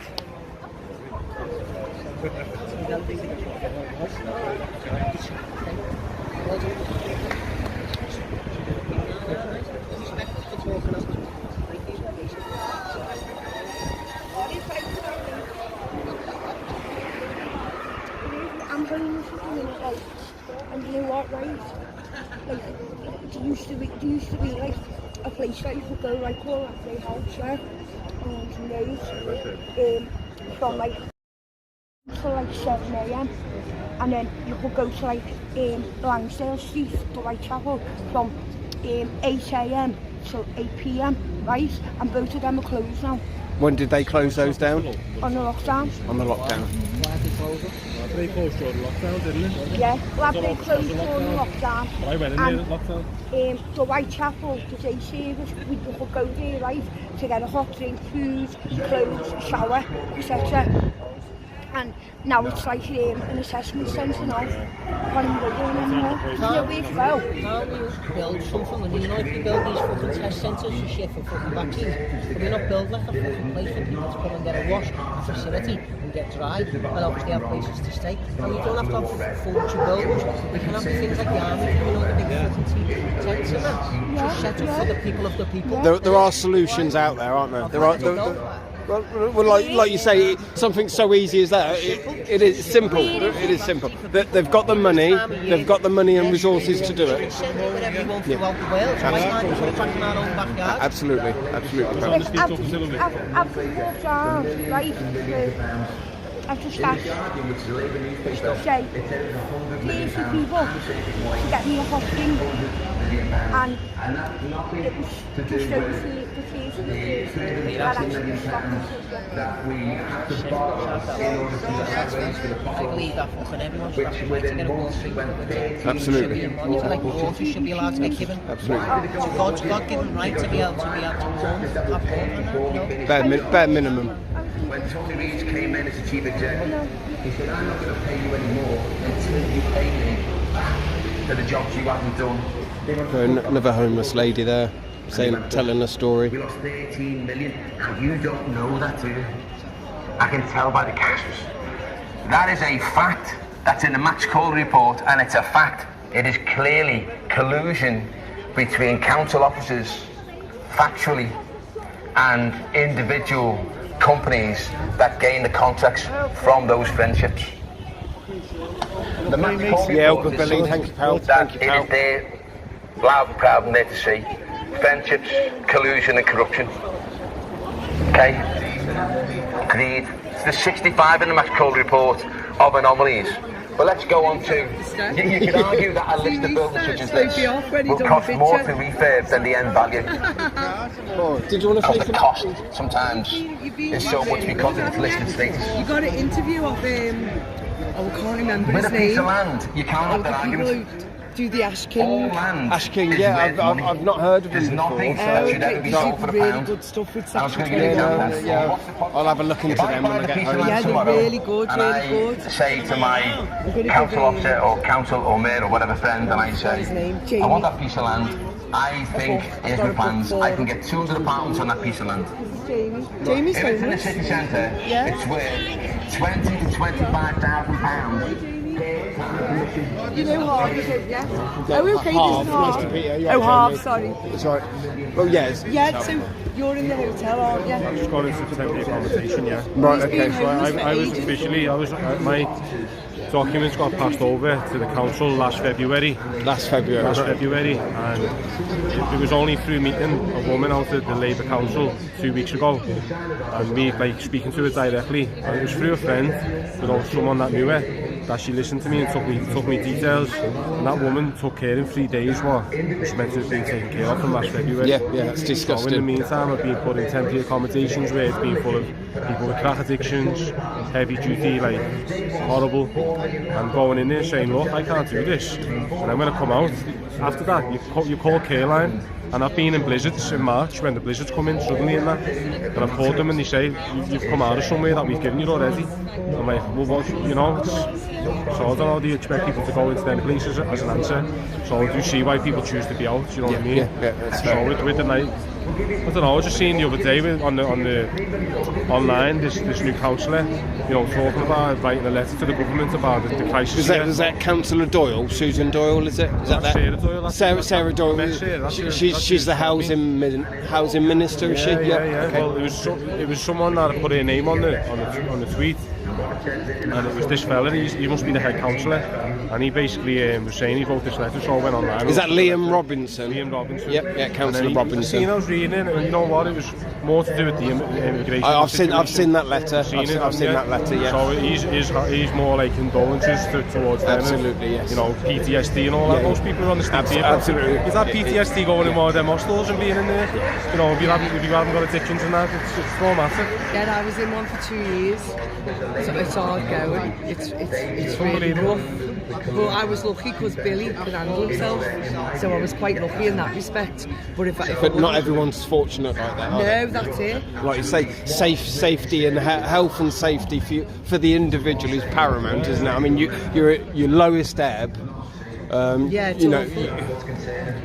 I was being Like- introduced in there as the person who doesn't smoke crack. Yeah, there you go. Smoke There you go. crack. You know what I mean? And you see how the YMCA managed the place, and then you know it's all about money to get the £360 people to be in them places. Is that what? $360 a what week, per individual? and then you want you to pay a service charge of £15 Yeah. yourself. You know what I mean? Yeah. So they're getting £380 per week per person. Yeah. Wow. And what kind of facilities are in those places? Oh, so in the place I was staying, you had your own room, and then on the landing where it was, you had a bathroom and a kitchen. And then when you come in, you had like the main lounge, which had a computer, and that was it. That's what you had access to. So you had like a women's floor, women's only, had a kitchen, and then each landing, you know, had its own kitchen and that. But What's security like? Is the security in those no, places? it's just staff. So basically, if you want to go in and out, you have to go through the, you know, what you call it, the surveillance thing, just to be able for them to see it. You know, you're staying there. Okay. But as I said, all kinds goes on in them places where the staff aren't. You know, And what kind of numbers do those places facilitate? How many do they hold? The one I was in, I'd say probably about 80. 80. And you say you're in a hotel at the minute. How many are in the hotel? I'm in a studio at the moment, so it's a contract that the council have had with the studios. The only other studios I've heard since being in there. In them studios, there's quite a lot because I'm on one corridor, and I think there's 5 floors. And I haven't been to the other one, so on my corridor there's 10, but there's 2 buildings, so anything from 50 to 100 people in there. And that's all for the homeless, is it? That's for people who essentially are in waiting for a property pool to get their own place. Is that for locals, or is that for the? It's for all different people. So the immigrants and so yeah. so everyone's getting put into the same kind of conditions. Okay. So I don't know how the process works. you know, realistically, I can't see how it didn't go into a place like that from the get-go. You know, someone who's been assessed by the Whitechapel, and then they know, like, you know, I'm not on drugs, I'm not addicted to nothing, obviously dealing with mental health issues.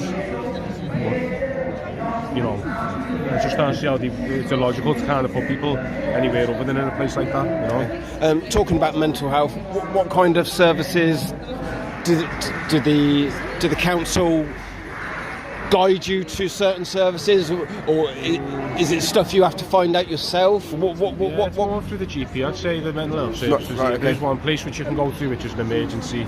You know, so if you went to the hospital, there's another place where you can go on London Road. It's called the Liverpool Light, and you just go in there, and again they do an assessment with you, and then they basically just pass you on to another service, whatever they might see, you know, is more suitable for you. But okay. In terms of going in there, it's just a place to go, be able to have a cup of tea, you know, be able to like. So there is something there. Somewhere there, yeah. That's from 6 o'clock, 6 p.m. till 1 a.m. Okay. That's open 7 days a week. So yeah. But even so, from 1 a.m. till the morning, there's nothing available. No, I think you'd have to go to the hospital then. Okay. Which yet again is poor for a city of Liverpool size and the amount of money that they've got. I've been homeless, you know, since 2018. I originally went up to Edinburgh in Scotland, and I went there because I was told it was really progressive to help people. Yeah. So I've had a big hold up in being able to progress in my life, because I was in prison in 2011 for importation. And anything over 2.4 years conviction, it's something called unspent conviction. Okay. Time unspent when you come out. So usually when you come out and you go to apply for a job, they'll ask a question: is it like spent or unspent? So basically, I didn't know that. If it's anything over 2.4 years, it's seen as an unspent conviction, and that, therefore I've always got to declare that as unspent. So it gives the employer the right to discriminate against me. Absolutely. So we've got 5 applications for the job, and 4 have got no convictions, and then 1 who's got a conviction, unspent. What are you going to do? Yeah, so I couldn't get work, you know what I mean? But yeah, again, they're inclusive with every other aspect of everybody's lives, but not inclusive with something like that either. Yeah, okay.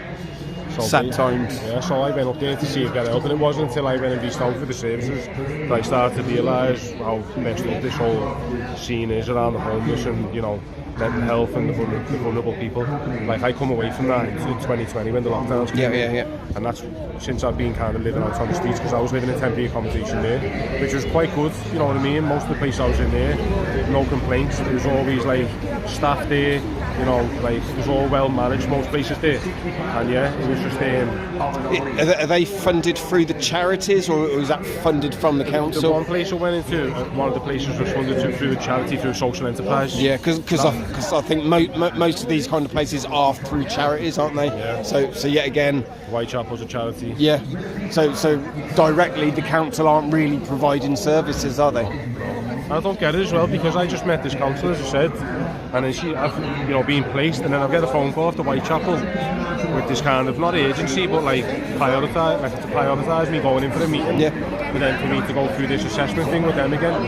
And then when I've gone in there was this kind of like weird thing that gone on between 2 staff about who was managing my case. And I was starting to get a bit suspicious about it, you know what I mean? Kind of like going, what's the importance as long as my case is being managed? Absolutely, you know? yeah. Is there some money involved with the people who, you know, I don't know. It makes you think though, doesn't it? Yeah, you can't really take nothing in like, what you call it, how they present things no more, and you just realise that this is a money-making operation, you know what I mean? And so obviously there's people making a killing off it.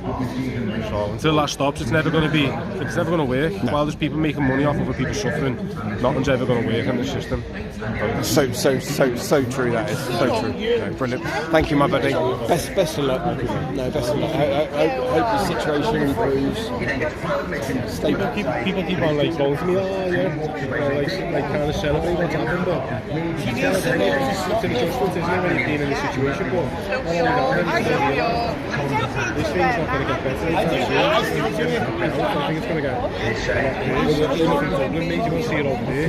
People in temporary accommodation over there for 18 years. It's disgusting. 18 years, man, on temporary accommodation, people who've worked their whole lives, Put into the system, run the system, and then there's families coming over and giving 5-bedroom houses after no time. Alright, pal. Thank you, mate. Thank you. And in all councils, they have to abide by the Nolan principles, which means you need to get best value. And what it says in the Max Code report is, we never gain best value.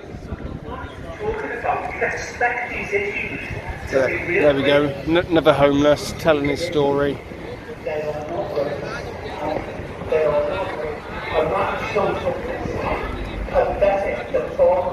You alright, Steve?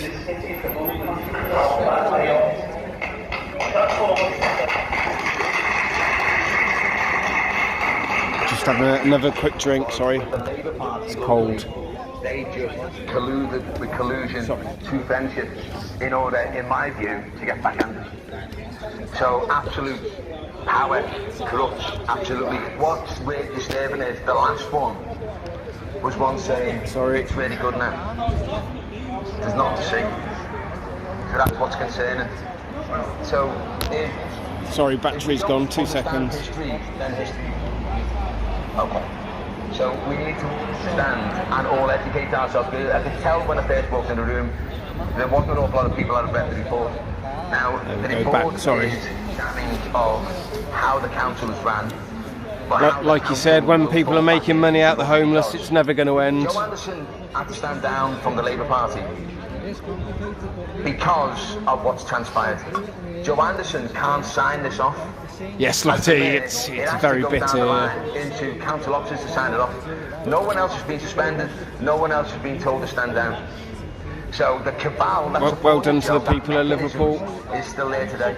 Okay. So if it is still there today, it won't be long before they go back to go and collect again.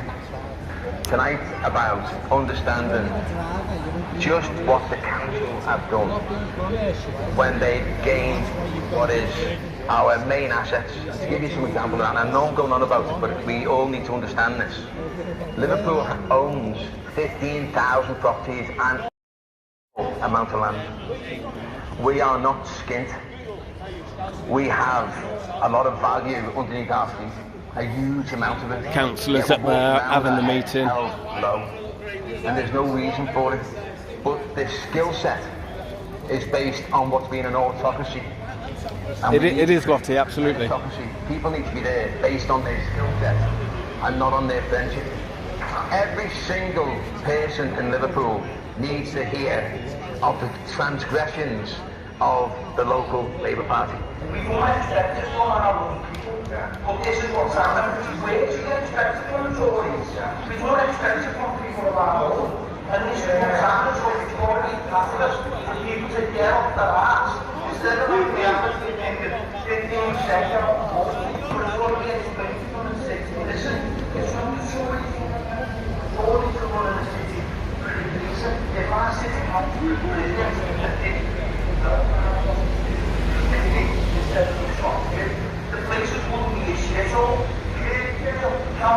Yes, absolutely, Bobby.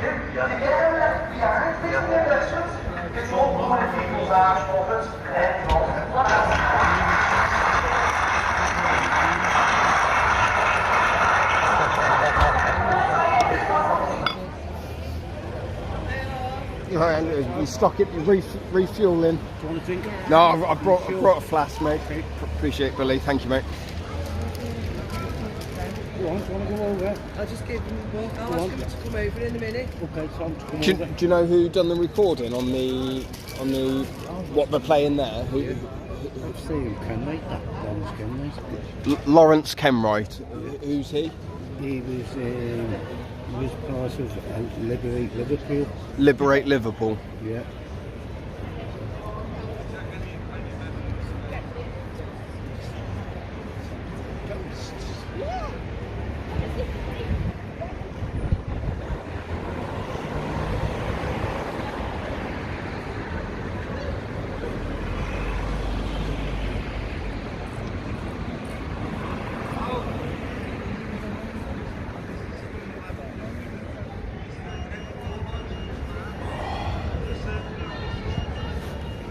Yeah, it's nice to meet you. Likewise, mate. Likewise. She told me. I said, yeah, that's good. It's brilliant, Andrea. Fantastic what she says. She comes across really well. Yeah. Just talking about you, Andrea. All right. That's okay. It's all good. It's all good. When people say, like, oh, she told me all about you. And I'm like, oh. I knew what I said, didn't I? When I was on there. And I was in a hostel for 2 years, but I was lucky because I had you and I said, and Billy can look after him. Do you know what it was? I used to be a volunteer in one of them. Okay, which one was that? One in Orwick Road. I was actually a volunteer, well, after I was 7. Was that a night shelter, was it? Or? No, it was actually a hostel. Hostel, okay. And some of the things in there, my friend, was terrible. One man actually died in front of me and I brought him back to life. People died. Yeah, brilliant. He'd actually been beat above the head. The day before. Right, okay. No, he'd been left in his room for 3 days. Oh, yeah. He hadn't had no food. Does everyone know what the match call report is? Peeing and shitting himself. No. Okay. And It'll be a long he'd night. come out the room this day. And Clearly, died, the match call report was created by the Labour Party and the Conservatives together. This is You're not going to say, how did it go 3 days without being This is checked about out? right and wrong. But there was It's something not about wrong. blue or red. And you know It what? wasn't the police Conservatives came coming and to they take never over. did that. It's terrible. It was the Labour Party There's so and the many Conservatives wait till you see saying when this is you wrong come to Billy's. and this needs to stop. You'll see all my paperwork. The match call report all states the very truth. clearly 65 anomalies of where friendships gain control of assets. Things, you know, Assets that were sold for £1 that were later sold weeks later, months later, for millions and millions of pounds. Oh, okay. In The Guardian, which is a Labour newspaper, it said it was £100 million. I'm saying it's more like £200 million. And that's nothing to do with brilliant. £20 million that we had to borrow in order to the highways. So when it's someone's truth and their story, 18 million over budget. Why did it go over budget? Because there were 5 contractors that were paid before they finished the job. When Tony Hayes came in as chief executive, he said, I'm not going to pay you anymore until you pay me back for the jobs you haven't done. He went, no problem, we'll go bust. And he went bust. We lost 13 million. You don't know that, do you? I can tell by the cash. That is a fact. That's in a match call report, and it's a fact. It is clearly collusion between council officers, factually, individual companies that gain the contracts from those friendships. Yes. The match call Amazing report lady. is something I'm actually putting that it someone is up and all. there. Loud, proud ministry, His son, and he's been collusion taken and like a couple of corruption. days before Christmas. This is Okay. real stuff, man. I know. You know, Real life, real 65 in people. the match call report And the way of you do anomalies. it and just, But let's go on I think it's to, brilliant. you can because argue that a you're list of one of them buildings such as people this that you feel would cost comfortable more with to them. refurb than the As soon as I end. met him, I felt comfortable with him. Thank you. So that he's up there. Sometimes it's so much because of political status. Asking me, I don't have that argument. Yeah, I've got no angle. I'll tell you my story, Is but worth off money. Breath Road. Likewise. Likewise. That's why my answer If I when find she a lived piece of land in there, tomorrow, it and was good that I was say there, to because my you keep an eye on it. council officer or People council take or the mayor piss or whatever sometimes friend, and I after. say, I want that put piece them of in order. land. I think if in a it nice lands, way. I can get 2 of the apartments on that piece of land. I've been fortunate. If it's in the city centre, it's worth 20 to 25,000 pounds to pay planning permission. I've got a few Because I was having it with the owners. That's 4 to 5 million What pounds. they were involved in, the gentlemen. In order for this to go to the council, well, what they do is they pay people who are in front of the council officers and they state why they want to give this away. And they say, here's why we're giving this away. Do you know It's what going to be 200 in-house apartments. That's 100 years So of we get that receiving set rates. here, it's all kept in So they house. sign it off. Oh, in-house, yeah. That's And then weeks how they later, kept it and the in shortest house. term is 8 weeks, All the drug and the average deals, week is 13 weeks, all so the not a long drug time. deals, everything That They was individual supplying then gets people planning who were permission, looking after it's already agreed, So, because that's how they got out in the my first place. I was He an then enemy gets of planning them. permission Yeah, for they that don't site, like that, for his you 200 know. apartments, and he You can't walks away with threaten me, day you can't one, threaten me £4 either. million property, which means he can sell it the next But the day police between escorted 4 to her off 5 the million premises. to whoever he The wants. police come, That's did they? happened You know, tons of times. and we had a girl All saying, we had to do Them off was right not we had a girl telling the story, problem. she'd been raped by the Pounds on it, landlord. no problem. You give it a I tell you room. what, we'll do. We own the land. You know, We own the planning it's real, process. Real shit, man.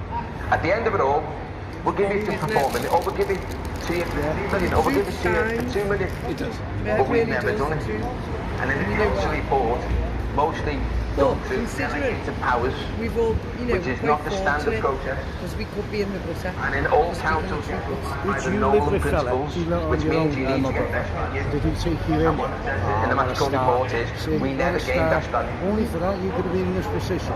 You know, so we are He's for been in, it. he's had a terrible time. I won't say on camera. No, we won't say that. That's for another take. It is, yeah. Yeah. It's not about me, it's about everybody. That's why I don't tell mine, you know. Keep it to myself. I'll tell you what, one day, gonna have With the Labour Party locally, they just colluded with collusion, friendship, in order to invite So absolutely, what's really disturbing is the last one was one saying, it's really good now. I'm at Alter Cultures. There's nothing to see. Well, it was. If we don't understand history, then history will repeat. Have you, yeah? Okay. Good, man. So we need to all understand and all educate ourselves. I could tell when I first walked in the room, there wasn't an awful lot of people have read the report. Now, the report is damning of how the council is ran, but how the council But I don't think that was a smart move, because I stand down from the Lawrence Kenwright, Right, okay. because he's enemy number one. of what's transpired. Okay, explain to the people on camera As the mayor, he has to go down the who's line Lawrence into Kenwright? council offices Okay. to sign it off. No one else See, has the been reason I wouldn't no one else has been have told to used stand Lawrence down. Kenwright tonight is So because he the did cabal help the that homeless. supported Joe, that He mechanism actually is did still an there overnight today, shelter okay? space for So them if it is still because there the council today, wouldn't. It won't be long before And they go back to go and There collect was a again. 100% success Tonight rate. about Everyone got off understanding drugs. just And it what worked the really well, council have done and they all became friends. when they And now gained what Brian is our actually main goes asset. out To give you some every example of that, I know I'm night going on doing about, a but reach we all out need to outreach understand this. thing, giving them Liverpool food, giving them kind words, being a friend to them, because he's actually been there, and you know he's a saint in my eyes, Brian. So the council shut it down Why do they shut that down then? because I think it was for health and safety reasons, but whatever it was lies because it was brilliant. It was done brilliant, and it gave them all purpose and hope. So Lawrence Kenwright actually did a lot of good. Now they shut it down, and since then they've never opened one back up. But How long ago was that? now Lawrence Kenwright has been targeted. So he used to have a lot, but now his businesses have all been dwindling. Because obviously when you speak the truth you get attacked. It happens to all of us. So it wasn't the smartest move. But I didn't really see, I haven't attacked the council. Right, okay. Because I want. You've got to give them a bit of grace to see if they can do something, which we know they won't, but... Yeah, I don't think they will. I mean, I pray. I've got a lot of faith, and I pray every day. And I've asked them. That can only get us so far, though, unfortunately. No, miracles do happen. Yeah. So let's hope so, Because it's not for us. It's for the people that are on the street. That's disgusting. And there's a girl over there, Cher, I don't know whether you know her. I know her. And a fella over there, the lovely people. Right, okay. And her daughter is in the hotel in St James Street. Okay. And her daughter's got 2 children. And she's been in the hotel now for 3 weeks. Would you like to introduce me to her and see if she's... Yeah. I'll try and find out about that report in a second. 2 seconds. Okay. see if she's willing first before I go.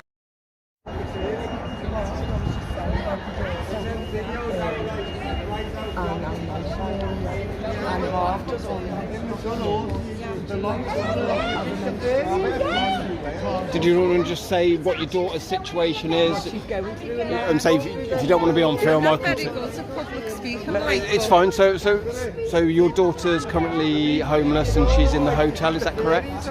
Yeah, that's true. That's true. Yeah. Two young daughters.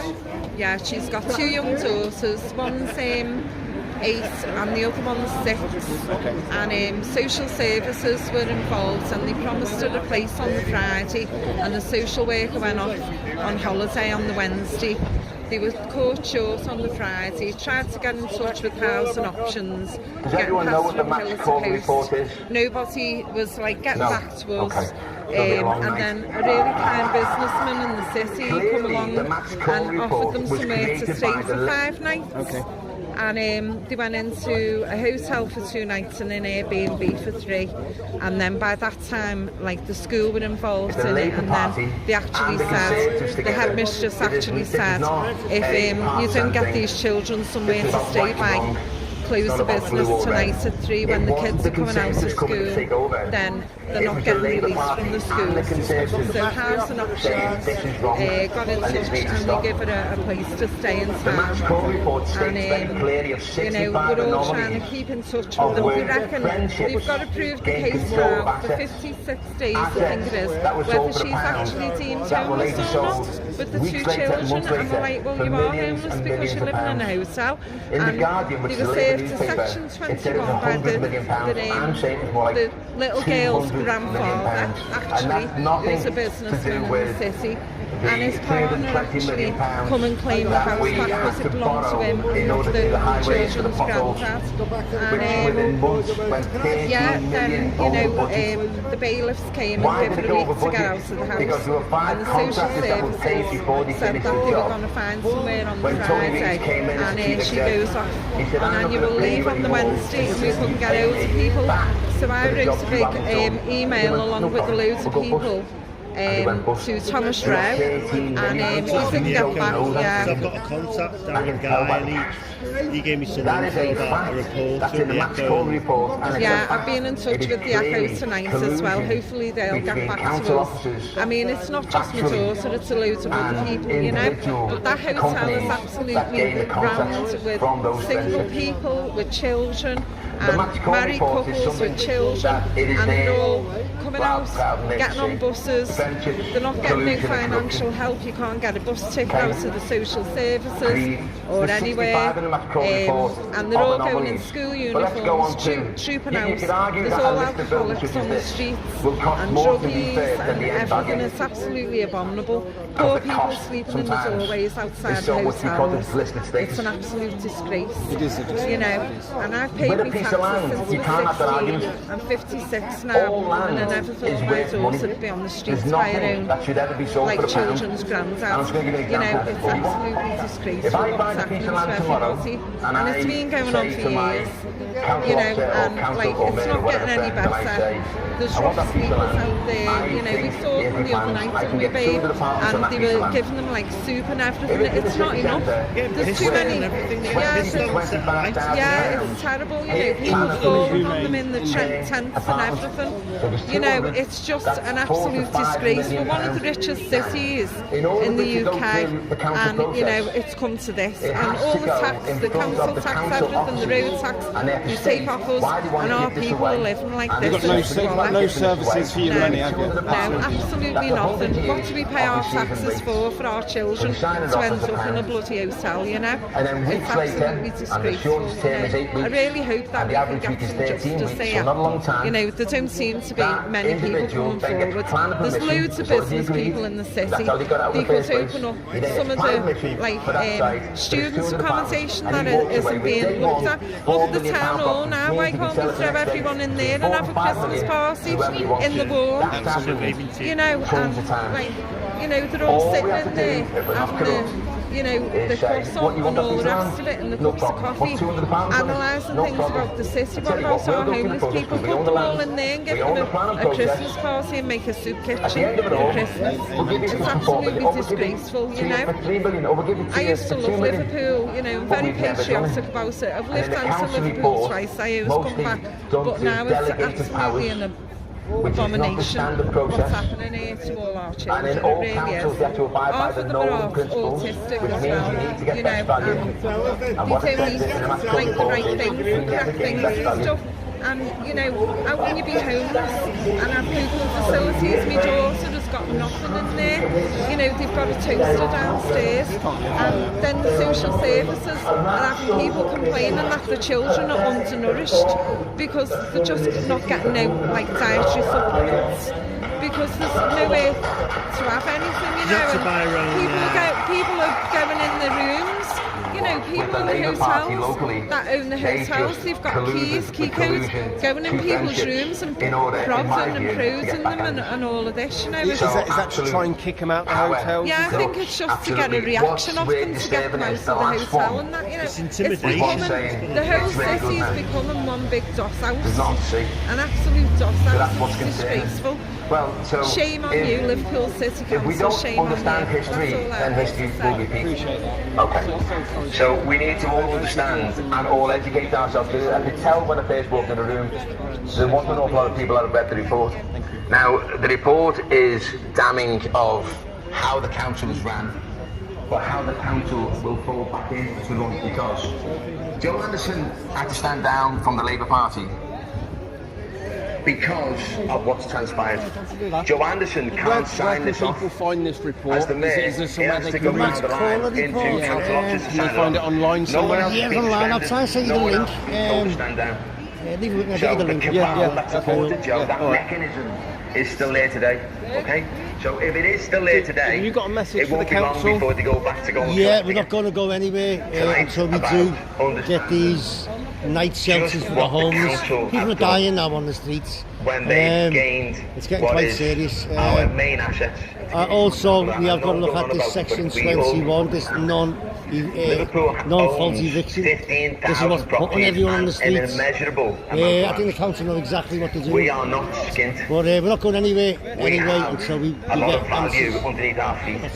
Brilliant, thank you, pal. Yet we're walking around with our heads held low, and there's no reason for it. Any comment, pal? And we need to create a meritocracy. People need to be there based on their skill set and not on their friendships. Every single person in Liverpool needs to hear of the transgressions of the local Labour Party.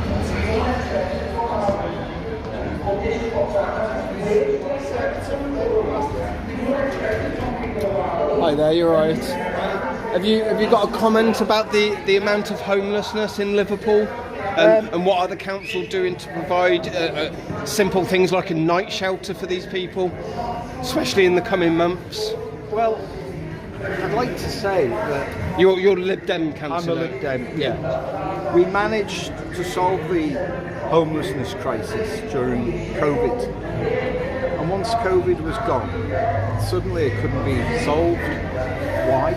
Yeah.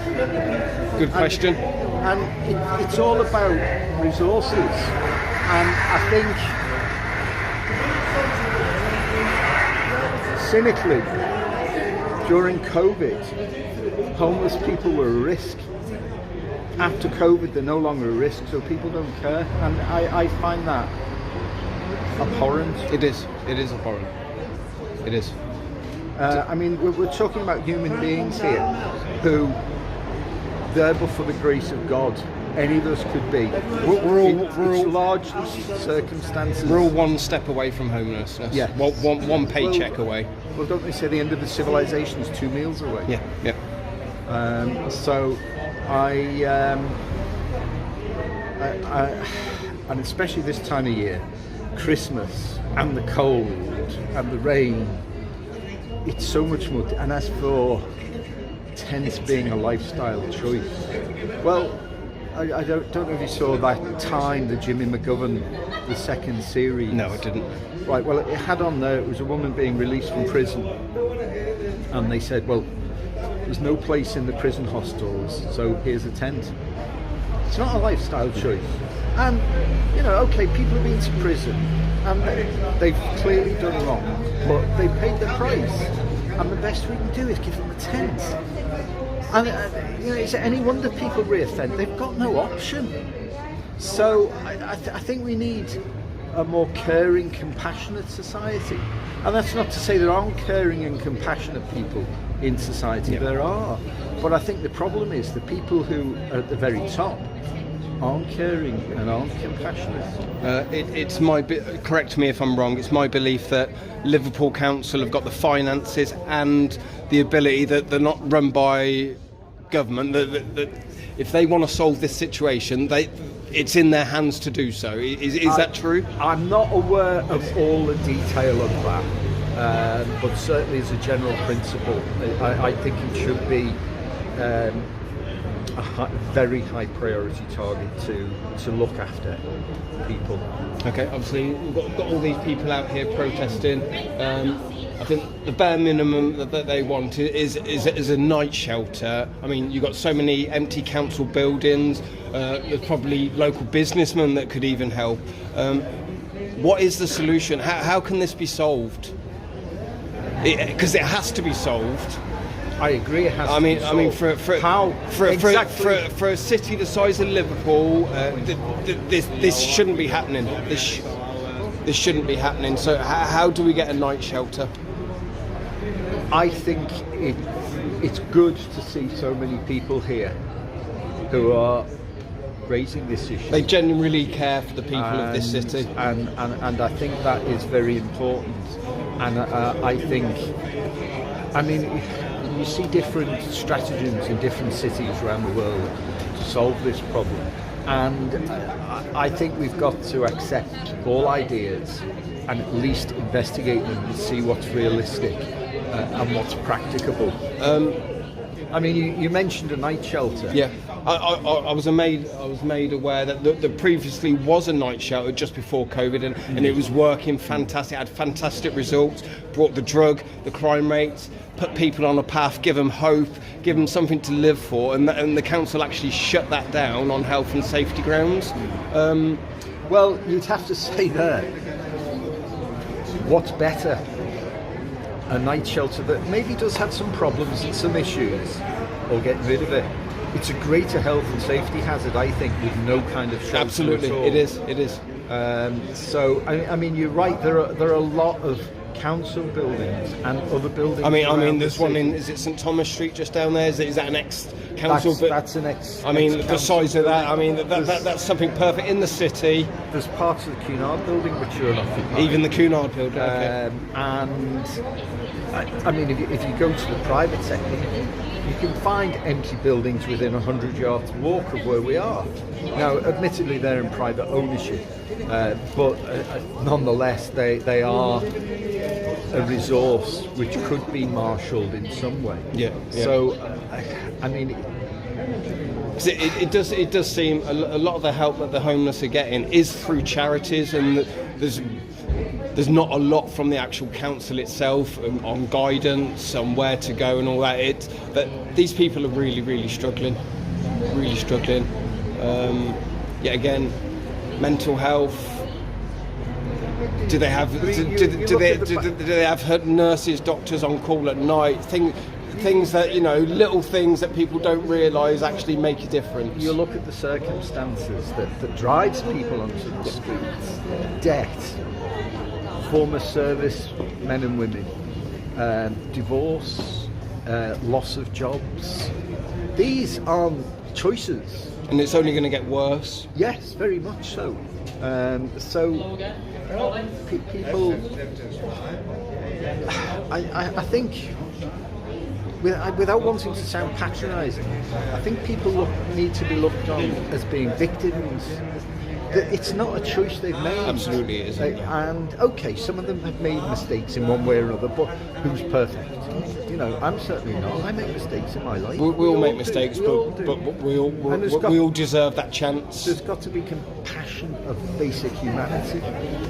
So why are our children, our grandchildren, living on the streets in our city? Can you tell me that, please? Well, I think one of the reasons is that it's not given a high enough priority. Why not? Because I don't think this government is giving the funds available. Okay. It's not refugees. Yeah, it's not. No, it's not down to the government. No, I wouldn't scapegoat anybody for this. I mean, the refugees. They're getting hotels. Okay, we're not on about the refugees. But what we're on about is our children who were born and bred here. Our descendants have kept this city going and running, and now the way our children and grandchildren are being treated, and they're being thrown out onto the street like the pieces of rubbish. Now that cannot go on, and we need to stop it. I think you've raised an important issue there, and my personal view is, in terms of the housing crisis, which is one of the biggest contributors to homelessness.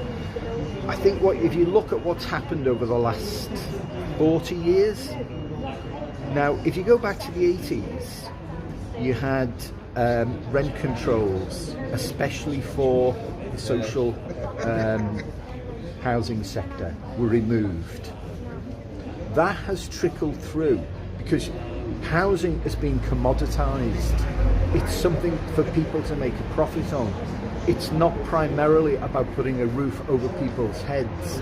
Now, if you look back to the history of rent controls, it started in the First World War when in Glasgow the men were away at the war in France and the landlords started putting the rents up because they thought the women would be a soft touch.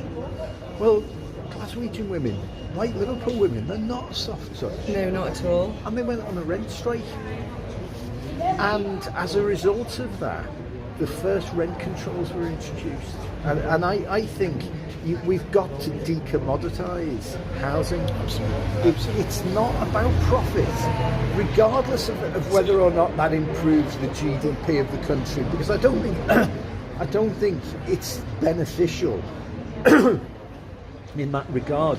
I think we've got to have social housing has got to be boosted. There have got to be new homes available. How many empty homes are there in the country?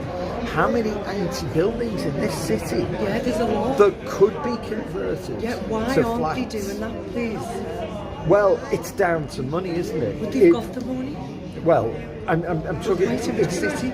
Well, in some ways. Yeah, we are. But I think one of the first things is to really start growing the social housing sector again. See, I'd like to ask that question. Why haven't the social housing sector been building more properties, more homes in the last, just say, 10 years? Right. They have been building some. They've been building rent-to-buy and student properties, So they're not. they're facilitating this for-profit business, aren't they? in a way? Yeah, but not for social housing. Because that's controlled by the government. The social landlords get grants from the government to build accommodation, but the government says what type of accommodation it must be. So I'll give you another. Sorry to interrupt. No, you're all right. Now I'm on the planning committee, and we have applications coming in, and there's supposed to be a percentage that go to affordable rent. Well, I'm sorry, but affordable rent is, I was going to say a joke, but it's not funny. No, it's not. Because it's 80% of the market rent. Well, and then the Conservatives have introduced capping on housing benefits. So that's one of the things where people have to pay higher rents than their benefits will pay. And so they're robbing from Peter to pay Paul. So they're not paying the gas bill or the electricity bill, or they're not getting enough food, or you know, there's lots of things, and then this leads to eventually driving people out of their homes. Yeah. And people are going on the street now, and that's not acceptable. Agreed. I mean, you know, Absolutely. I wake up all the time. When I'm warm, when I put the heating on, I'm thinking about the people on the street. Yeah. You know, all of our children. My son's homeless. A few of these people, their people are homeless, and it's just wrong, as wrong gets. Now they have every right. The basic amenities of life are food, shelter, clothes for warmth, and water. Now, the people of this city and others have not got the basic amenities anymore. So, can't Liverpool... Again, it comes back to my point. Water is being commoditised. Yeah. It's basically a mechanism for people to make money. But it's an essential of life. You know, we've got to have clean water. Yeah, we have. Or disease and everything else will just run rampage. Yeah. So, I've been liaising with Sarah Doyle. Right. And because I can't sleep of a night thinking about these people on the street, because it's really the vulnerable, you know, and it's not just being cold, you know, they're being attacked. I mean, it's not a place to be. So I've been asking for a warm overnight shelter space for these people to at least go to, so as they can have friends, be out of the weather, they can be out, you know, in a warm place, and they're not on the street. Please, can you make that happen?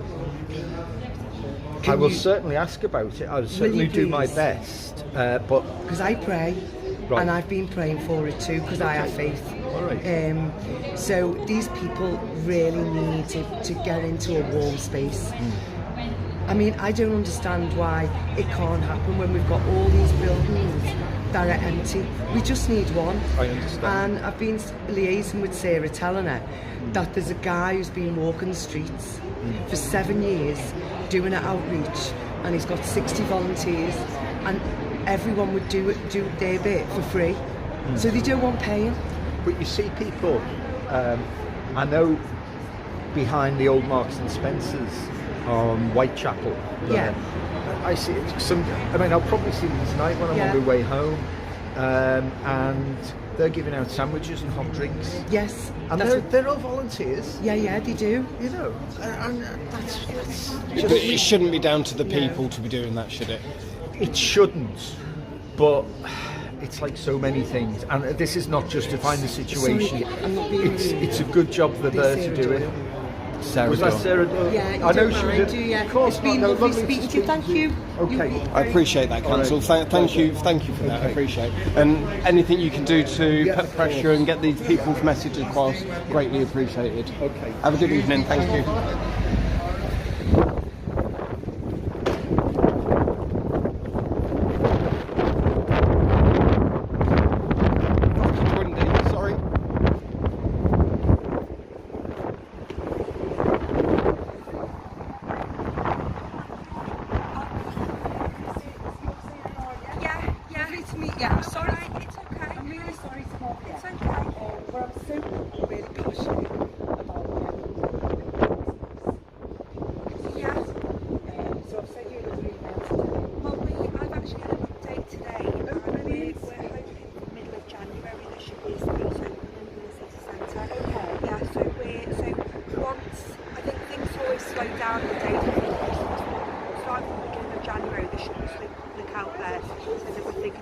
Thank you so much.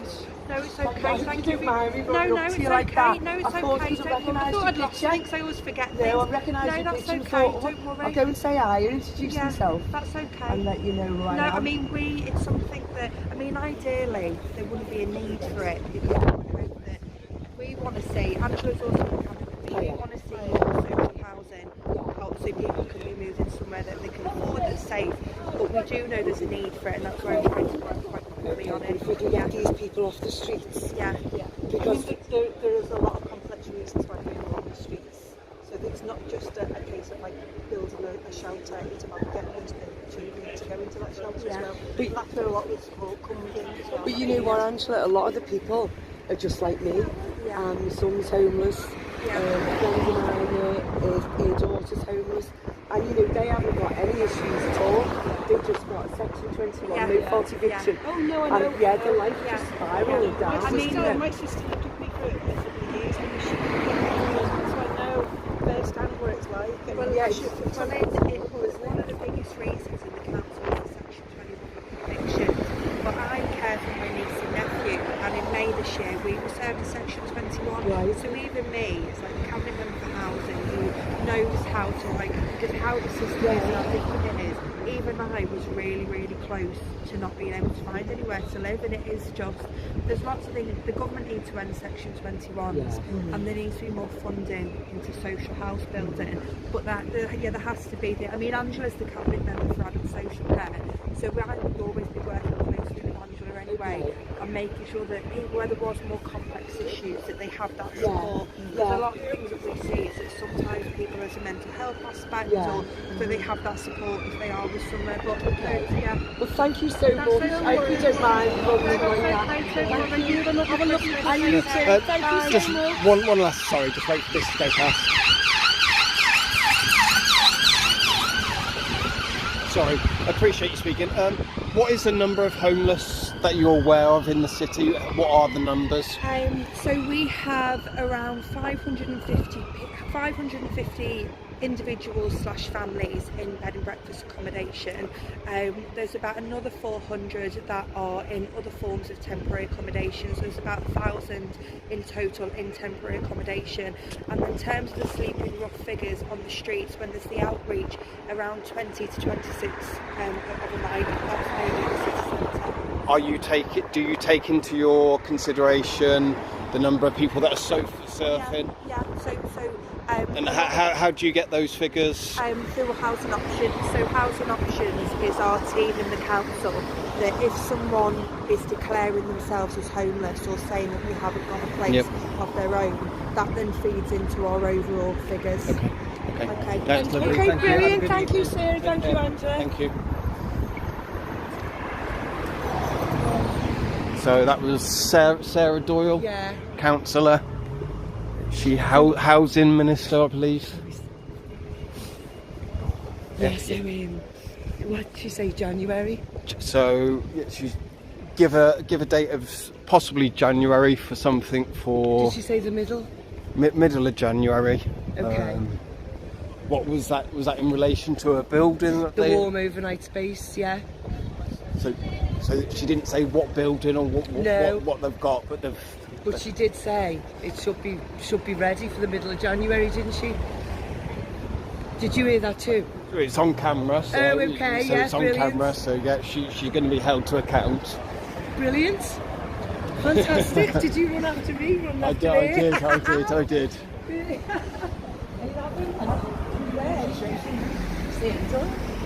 We've been writing to get them all overnight shelter space.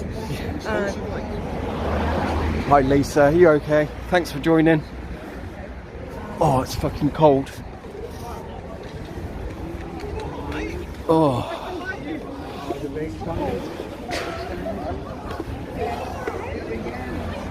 Sorry, I just need to get a drink and warm up again. Oh.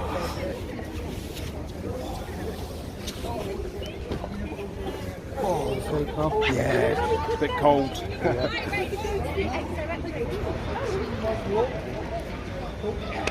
So councillors just said that it's good that way you've got them, mid-January, she reckons that they've earmarked something for the homeless or for a shelter. Yet again, what's that, a month away? As I said, I did the outreach, go around opening them, giving them out. He's just being here, the guy, and he's really impressed, to be honest, because he doesn't think they do anything, but we can only try, can't we? That's it, if you don't put pressure on them, then they're not going to do anything, are they? No. Got to force the hand.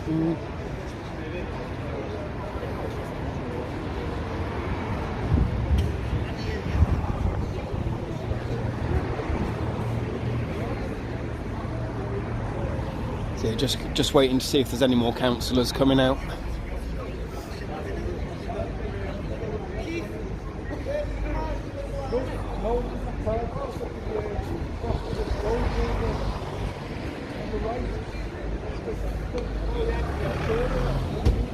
It's where the tent should be, and if they put all the tents outside here, I'm sure they'd do something.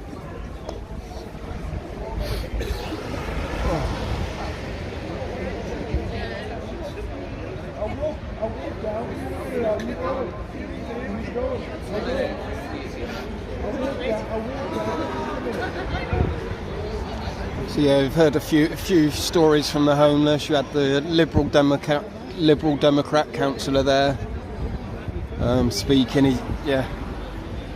Again, you can't say honest. But yeah, he give a true report, I suppose.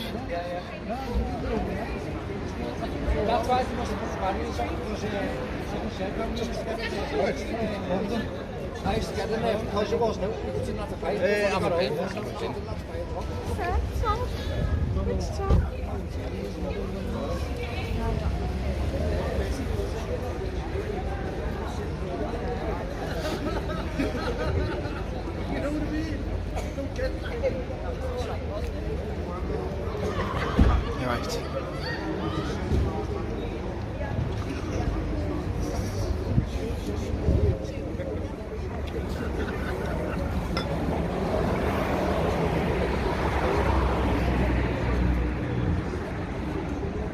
Swift and bold here as well.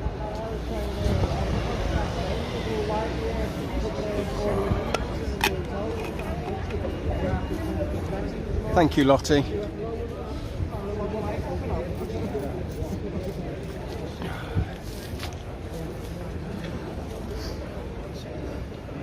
So yeah, councillor's still there speaking with Swift and Bold at the minute.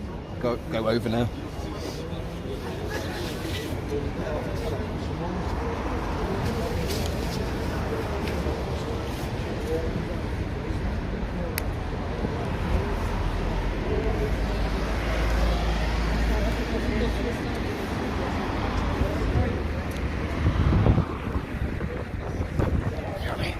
Did you have a good interview there, Harv?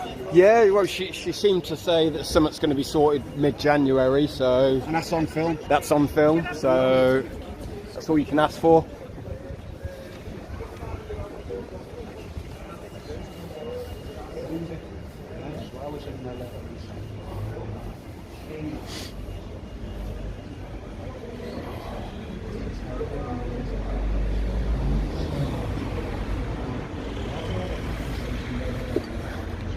Sorry, battery's going again on the phone. 2 seconds. 3%, that was lucky.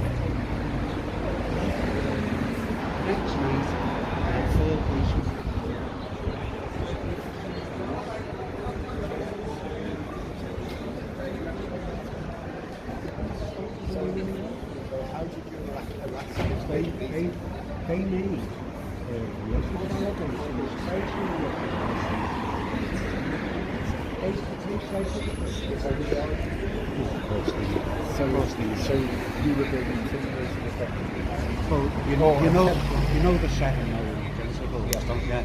I feel that he broke 5 of them principles. Where I'm his constituents and I was only trying to engage with him. And he phoned the police with me. Well, I was on bail for 6 months. I had all my equipment taken off me for 8 months. And then, literally, they didn't want me. They would have charged me. They didn't want that video of what I took on the tent. So that's what I came back with. No further action. Well, yeah, that's what we get now. If we try to go to our MP's office and call the police on you, I think fundamental freedoms are. Yeah.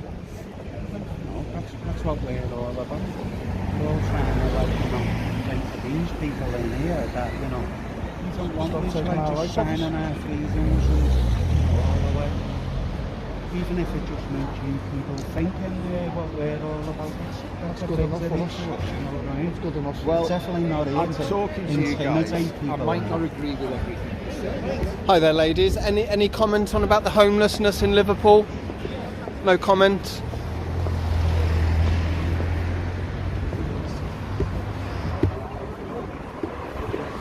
A lot of people listening, and when the little boy hits the wall, it's going to go bump.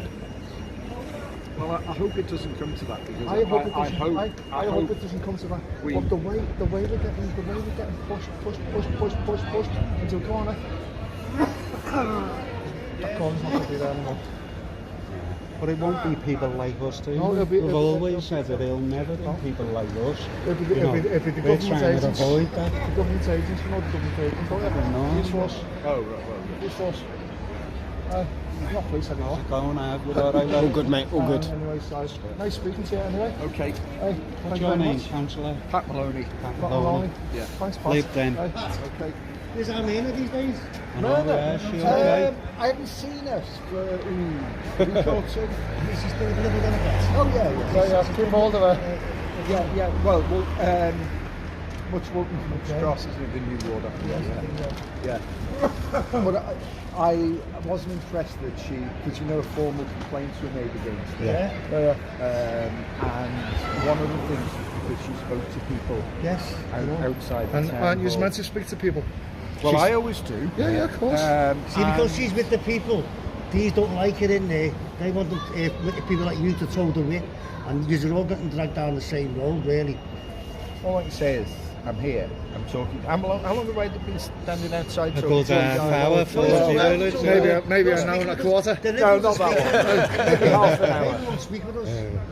Well, he's definitely off the clock now, isn't he? So give him that. But, I'm a Liberal Democrat. The emphasis is on Democrat and Liberal. That's if the words say it. So that's. I think it's our duty to talk to people. Do you know the Labour Party might listen to us when no one's voting for them? Yeah. They might start listening to us. You know what I mean? But there again, you know what to say, don't you? You put a red rose on a pig, and they'll vote for them. In this city, anyway. All right, guys. Good to talk to you anyway, and all the best for Christmas. Thank you, Pat. Take care. Thank you. So what's happening then, lads? We'll be calling very soon, won't we? Did you have a good combo with it? Yeah, he was open. He seemed to know his stuff.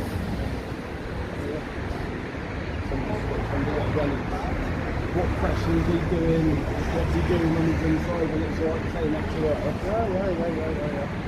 her. I think he's genuine though. I think he'll relay the message back that, these people are fucking genuine and you need to fucking do your job. Yeah. And sort the people out what they're doing.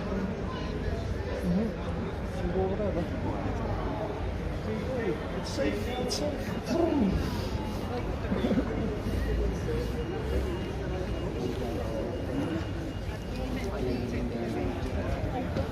George is getting the island. Come on, George.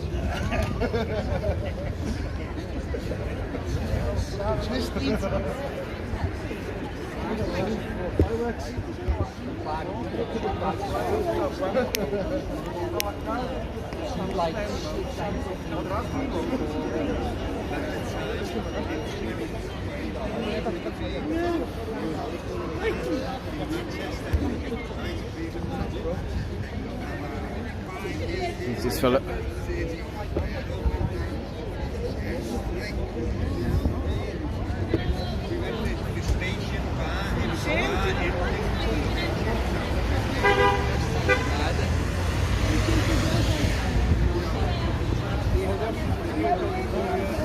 So pretty much done here now, just seeing what the guys are doing, just winding up.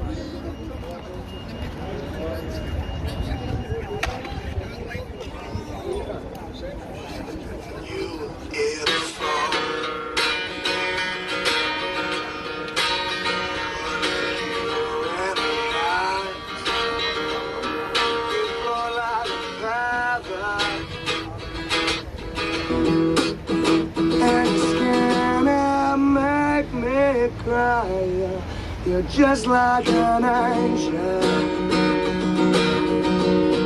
you're beautiful. You're so fucking special. I wish I was special, but I'm a creep. I'm a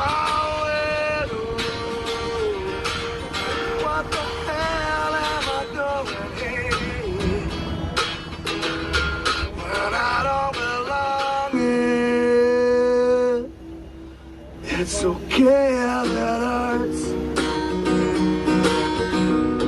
Don't wanna have control. I want a perfect body. I want me one of those brand new perfect souls. I said I want you to know that when I'm not around, yeah, you're so fucking special. I wish I was special, but I'm a creep. I'm a widow. What the hell am I doing here? And I don't belong here. I don't belong here. I don't belong here. What the fuck am I doing here? And I don't belong here.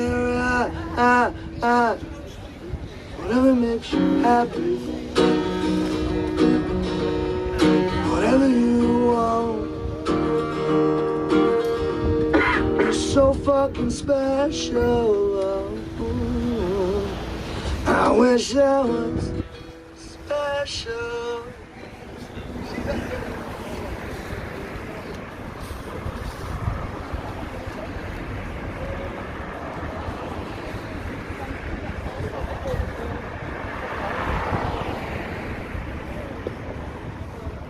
All right, Tony. You all right, Andrew? Thanks for joining. Pretty much finished now. Hey? I've got somewhere for you to stay tonight. What's that? There you go, lad. Thank you for that, love. I say that every time I see you. That's all right, my pleasure. No, I can't do it if you don't come out and do this. Then. But you travel a long way to get here. Thank you. Thank you. Have a lovely Christmas. Holiday. Have a lovely holiday. Not Christmas, but just bother. So I say, have a nice holiday. Because they're at work and they can get this. You on your way home? This is my accommodation for tonight. So. No, you're not. I'm staying with a friend. So. Oh my God. Palpitations. We're all good now. We're all good. All good.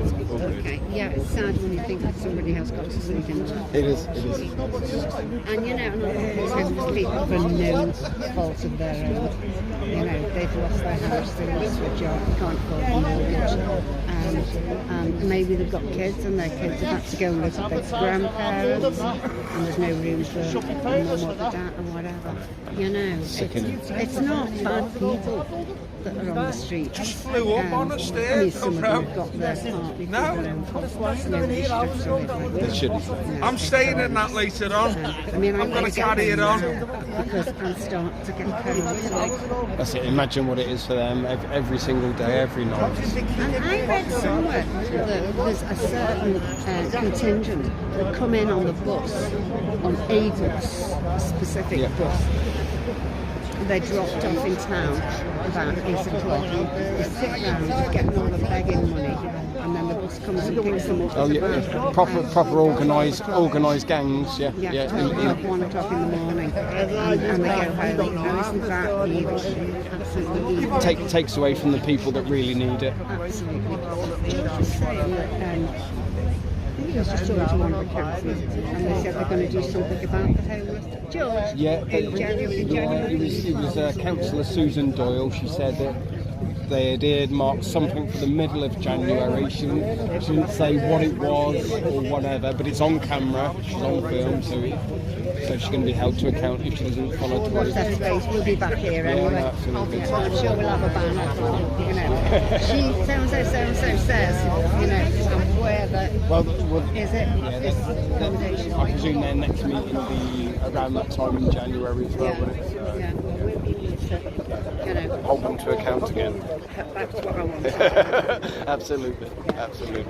I couldn't remember Matt Hancock's name yesterday. I was talking to somebody and you're the one that was in charge of the health and pushing out the jabs and whatever. I couldn't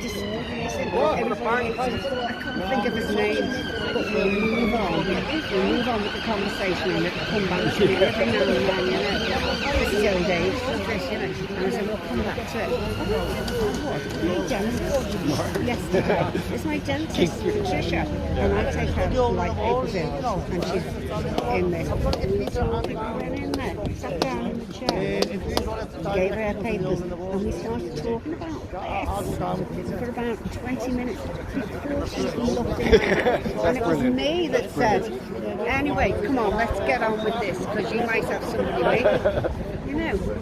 Hopefully, does she spread the message as well? She does, because I said to her about this health person, I said, I can't remember his name. And his name was she said, was it Hancock? We couldn't remember, and I was, oh wow, you know. Brilliant. Anyway, I'll see you next time. What's your name? That's right, yeah. I always say hello. I know you do, Norma. No, it's all right. No, thank you, Norma. Thank you.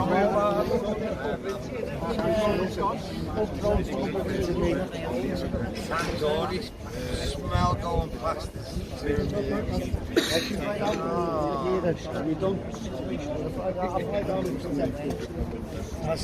Brilliant, Tony. Thank you for that, mate.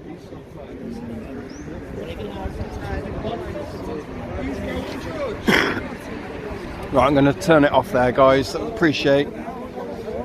All have a good evening. Have a good holidays, Christmas, whatever you do. Take care and see you all soon. Thank you all. Well done, Al. No worries. Where's your next one? Were you on your next? Nothing.